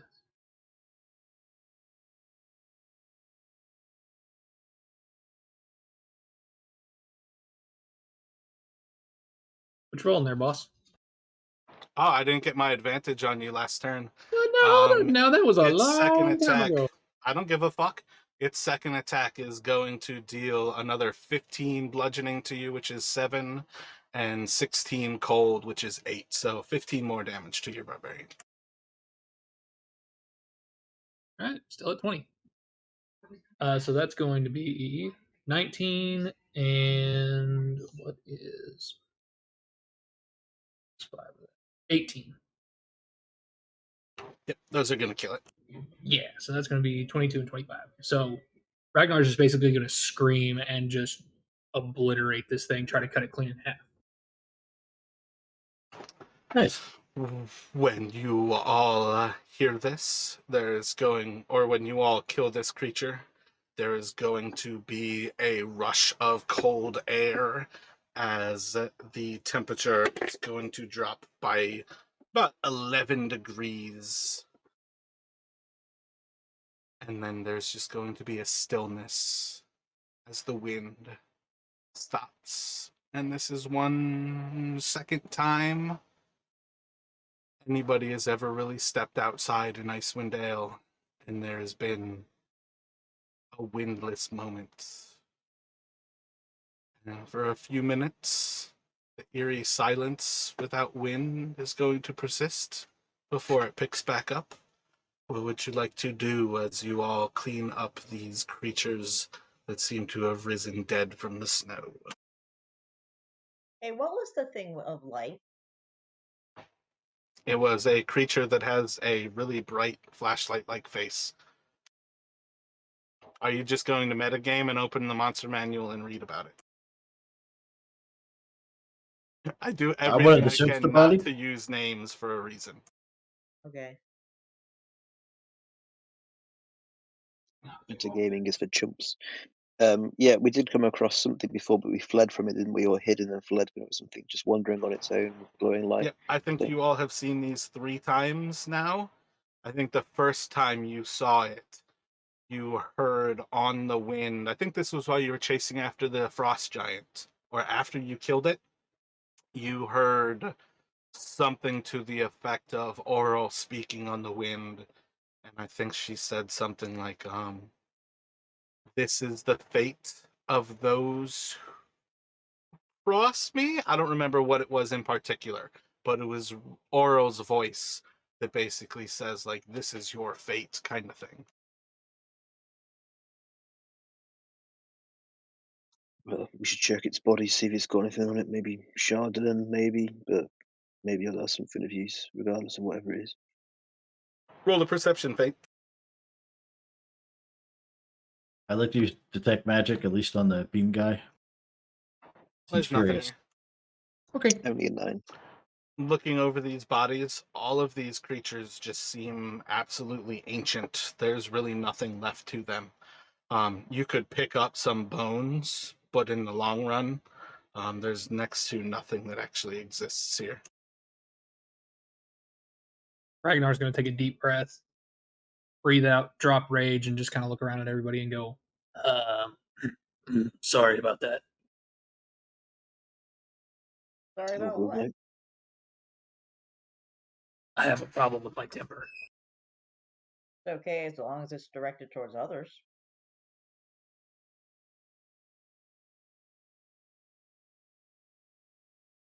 Seemed to do you well in the fight, so I wouldn't worry about it. All right. On that note, since there's really nothing to, I assume there's nothing to loot off these guys.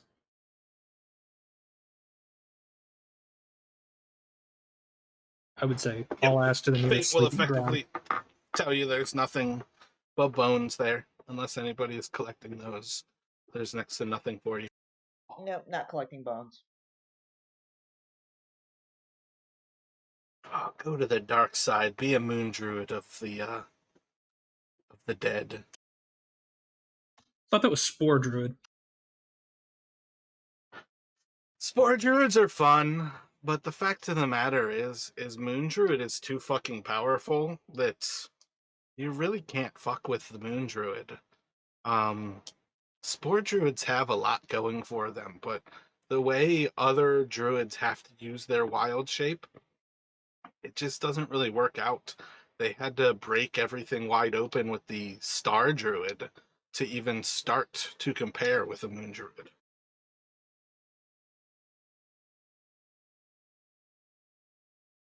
It is one of the stronger lower level things you can be. That the Well, options end up being really useful. There's outside especially combo. circle of the star at low levels because they get free spell slots. It's absurd. That's one of the biggest reasons it's broken low levels. But the fact that you have anytime they create a character that is concentration based that cannot lose concentration, it tells you a lot of why they've broken it wide open. It's one of the few things you can do as an artificer to really break shit open. That's part of why I don't like Tasha's, is because I think The world was better when artificers were a part of Eberron. And a lot of these power creep things are meant in worlds where the power creep exists. Because it functions better. Yeah. Okay, so head towards the nearest town. Yeah, definitely get some rest. Yes, continue on. Yeah, I mean, you all are still well into the wilderness here. As far as things go, this is kind of like that first day still out from Revel's End. And you're kind of progressing forward there. When you are ready for a night's sleep, everybody can take their rests. Let me just have everybody roll a d6.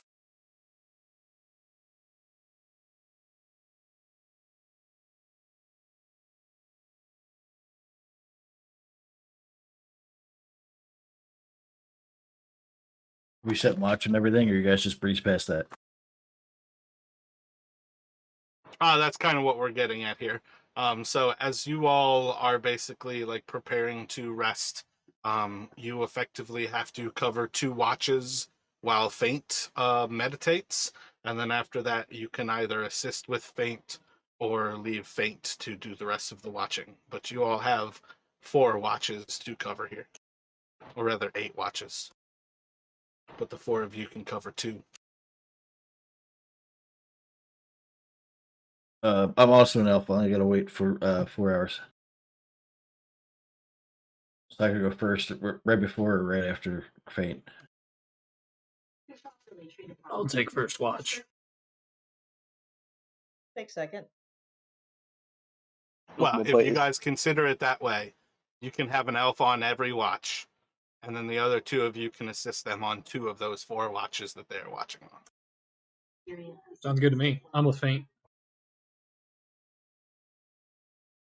You're just after my old bear jerky. I'll give you a jerky.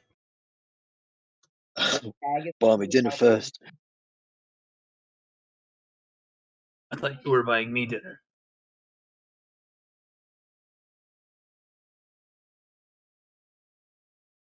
Dinner and a show. So when you are ready, Kansas, are you going to watch on 3rd and 4th watches, basically? I thought I was doing second. That's 3rd and 4th, because there's 2 each. Okay. Let me get a perception from Karik.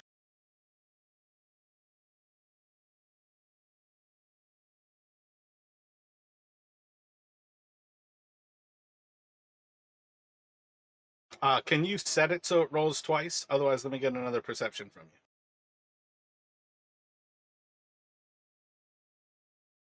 Not sure how to do that. I'll show like a little thing for it afterwards. But your first hour is going to pass by rather uneventful. You're going to encounter the wind starting to pick up as the snow is kind of coming down once again from Red Glacier. Certain signs that everything's kind of returned back to this odd normal that exists in Arl's realm. But as moment by moment goes by, things will progress. Nothing really abnormal seems to be happening. And let me get another 2 perceptions from you.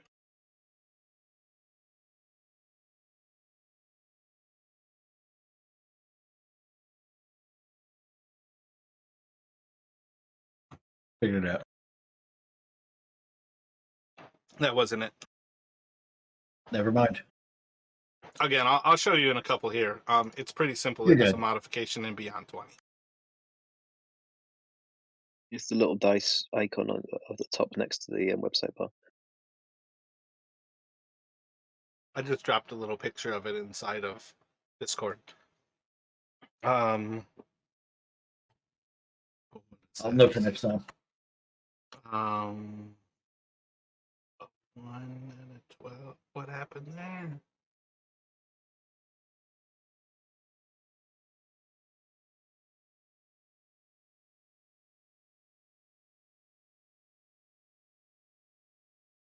I don't even keep high 1. Yeah, because I wasn't trying to tell you to roll with advantage.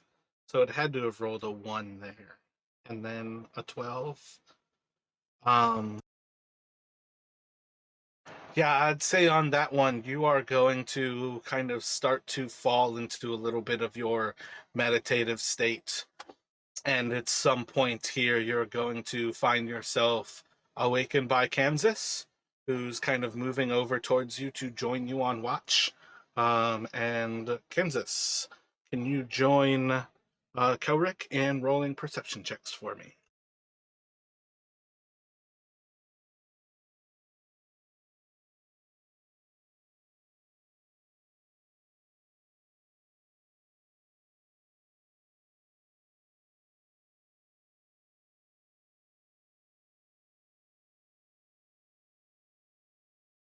That good, or you want more?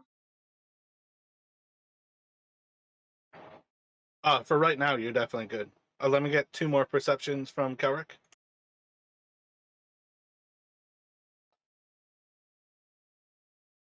Well, regardless, I've rolled on. So those 2 hours are going to pass by, and we're going to pick up with Faint.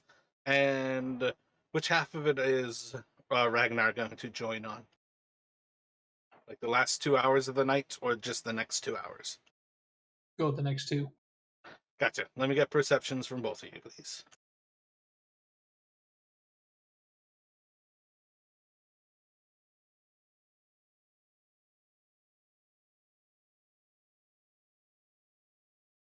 So y'all are waking up into like a little bit of a return of the winds from around you.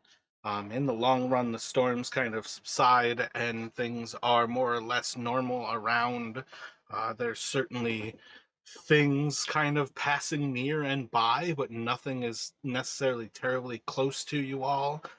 When you do spot different points where you can kind of see through the actual storm and see more or less like inside of this still relatively full moon kind of time of the night, looking across the tundra, there's signs of some of the other creatures that are kind of wandering in this area.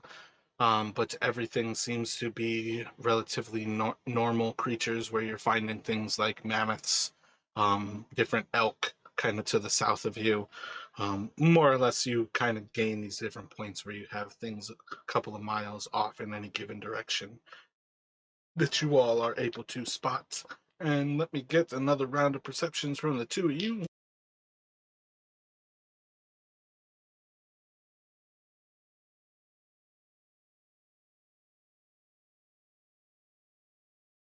I don't know why it rolls twice. Nope, Kansas, you've gone to sleep. Your 2 were done. Oh. I'm very perceptive in my dreams. You guys hear Kansas from over on the side of the group neighing, baying. Yeah, I think goats bay. Bleat. Bleat. Yeah, I knew it was a B word. I think bay is actually like one of the Icelandic languages for shit. No, bay is like what a hound dog would do if it's treating a raccoon. Oh no, I meant like the actual like way that Americans have been saying like boyfriend or girlfriend with "you're my bae." I think one of the Scandinavian languages uses that same word for shit, but bay is definitely the dog one.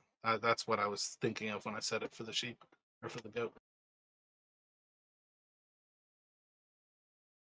You show me a goat that can bay, and I'll bay my pants.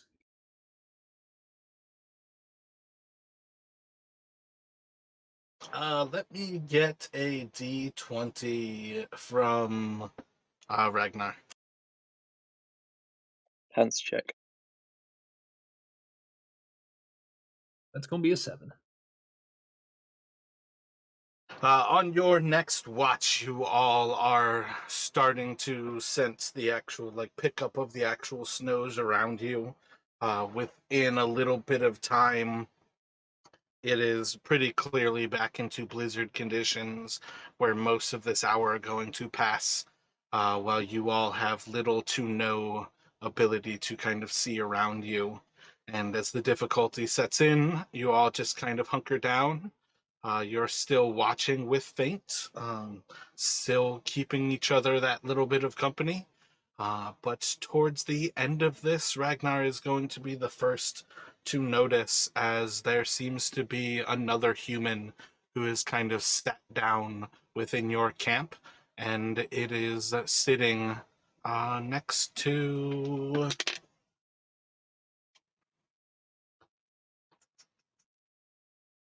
It's to Kansas.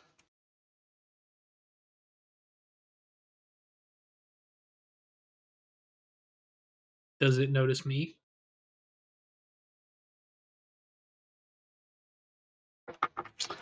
From what you can tell at present, you can do something to try to figure it out. But at present, they just seem to be someone who is sitting next to Kansas. I'm still sitting pretty close to Faint, right? Sounds good. I'm gonna nudge him really hard with my elbow and tilt my head towards Kansas. Just You wanna seems to spot be the- an extra person inside of your group when you look over Faith. All right, I'll psychic whispers to Ragnar. Let me just mark it off. I don't know what to do about it. And I'd rather have an extra set of hands just in case. And I'm gonna whistle at the creature to try to get its human creature, whatever its attention is. Wait, before you do that, what do you reckon? Should we be ready to fight or what? I mean, surely if it was hostile, I would have done something by now. It's just walked into camp and sat down. Oh yeah, I've got my axe with me while I'm on watch. That's a given. What do you reckon? We surrounded them. Let's just see if they have anything they'd like to say, or if it's hostile or not, or just take it slow. All right, after you then. I'm just gonna hide if I can and move into the blizzard a bit.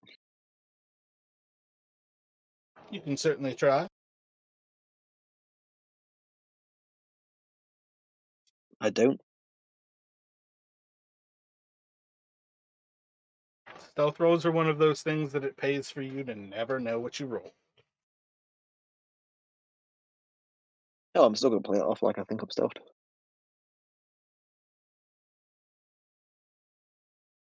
Like I said, I'm gonna whistle at the humanoid creature and try to get its attention, and kind of gesture it to come towards me if it will listen. And if not, I'm gonna bum rush it. Like if it looks aggressive.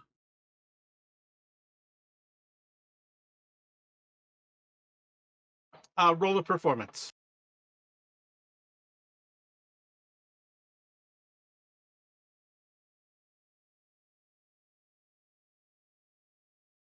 The Going to see as it raises a hand, and you can kind of see the silhouette of its palm.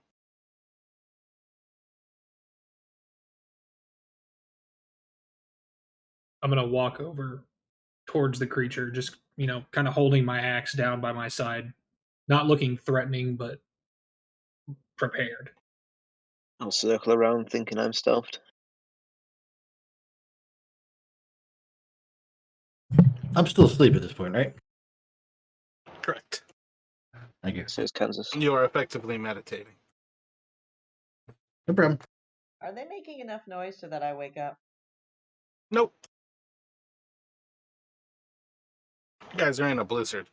The actual noise that they've made is next to nothing in a torrent of wind and snow. Yeah, plus we've been talking Uh, psychically. The creature is going to kind of stand as Ragnar approaches, and it's going to look to you and with a little bit of a bow of its head, maybe a few inches, keeping eye contact with you. You're going to hear inside of this uh, torrent of wind about you as it asks, "What brings you into the lands of the elk?"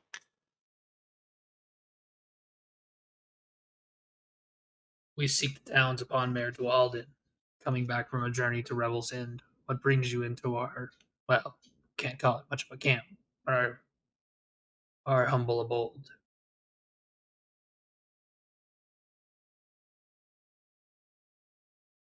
It is too much like your kind to pretend this land has anything that is yours. You are on the hunting grounds of the elk, and it is clear that anyone who owns this land is a servant of the cold death, as it looks up to the sky and points into the sky.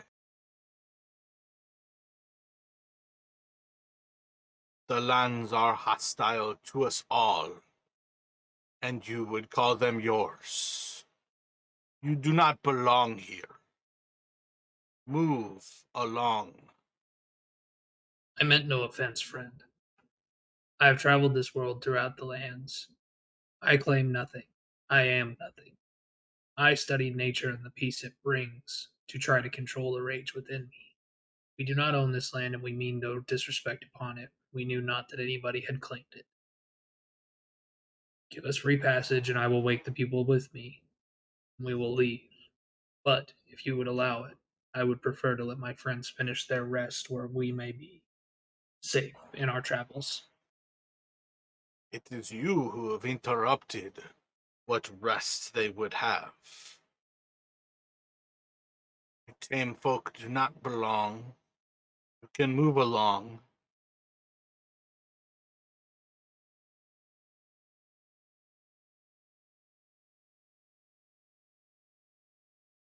As I've circled around, have I been able to get any sort of glimpse of his face at all?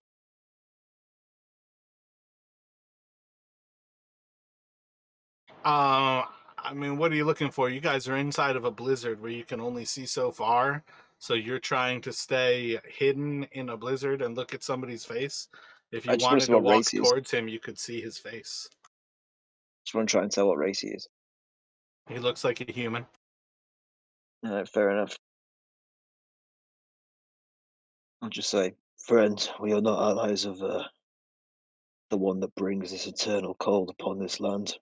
And I assure you, we are friends and mean no danger to you or the people here.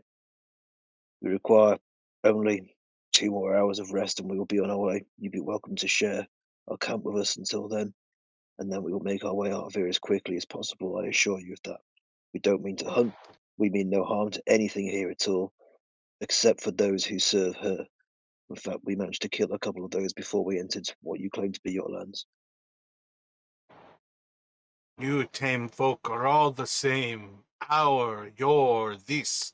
There is none who possess that which is the Elks.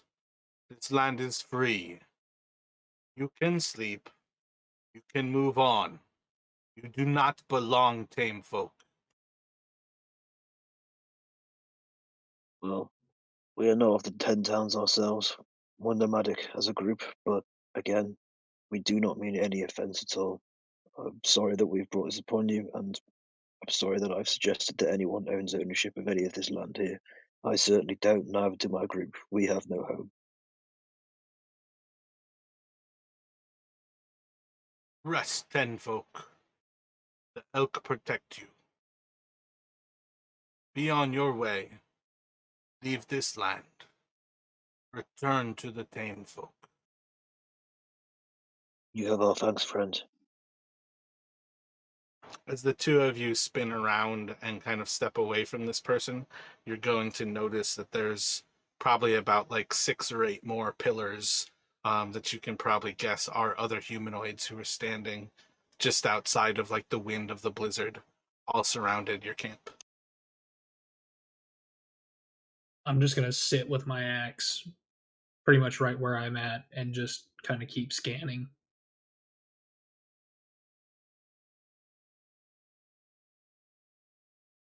Just finish out my watch.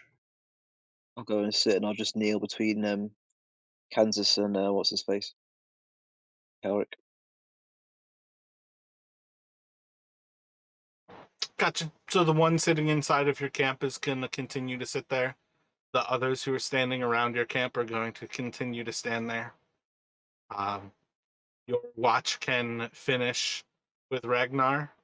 And I think that puts 2 more hours with Faint. I think so, yeah. Do you want me to roll perceptions? Yes, please.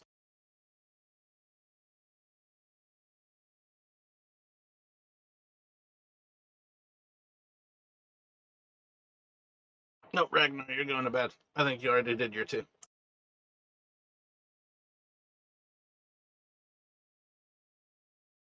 Just during some of this time, whilst I'm alone on my watch, I'm just going to write a quick note that just says, "What do you know of the Arcane Brotherhood?" and slip it into the diplomat's pouch, and then go back to keeping my eye on him and what I can see of the vague shapes I assume are of other people of his group.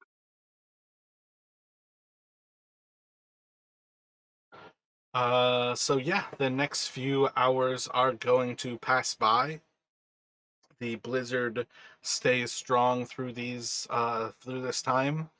Everybody is going to wake up within the same blizzard conditions.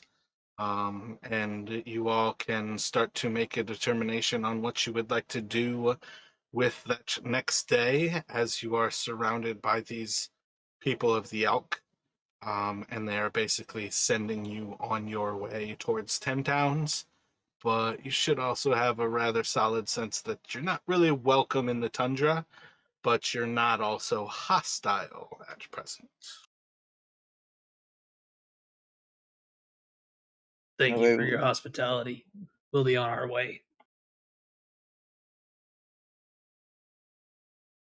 I pull out a ration and I just set it on the floor, but halfway between me and him. And I just say, "Thank you. We'll take our leave now." And then I'll point in with the vague direction I think is the the closest town, and go, "This way, right?"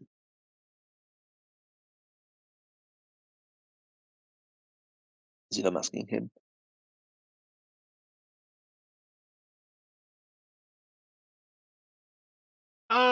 If you ask, they're going to look to you, and the lakes of the tame folk are beyond where we traverse. Your people are violent and hostile to ours. You are unwelcome here. We are unwelcome there.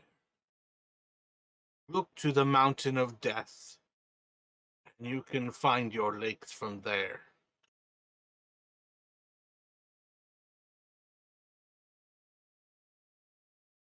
Why is it that you aren't welcome there, may I ask?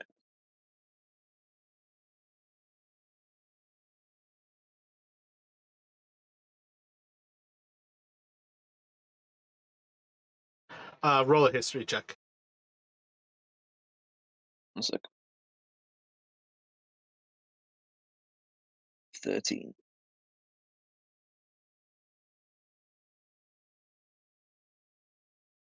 I don't think it would be surprising for you to understand that many places around many worlds, indigenous people are always pushed out for the places that civilization says are valuable, and places where civilization puts walls. But the people of the Red Glacier, the nomads, these are the people who belong here. They were born here. Their blood is spilt here, and their blood grows here.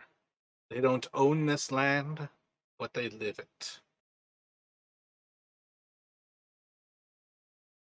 Okay, got it.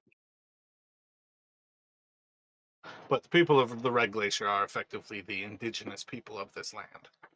So when they call you tame folk, they are talking about 10 towners. You look like Yeah, I 10 figured. towners, you live like 10 towners, you travel like 10 towners. Um, and I think that's where we are going to leave off for this week. As you all kind of pick up to travel on and to leave the people of the elk behind you. And we'll kind of pick up from there as you all are returning to Brinchandar to speak with Devessa and kind of progress forward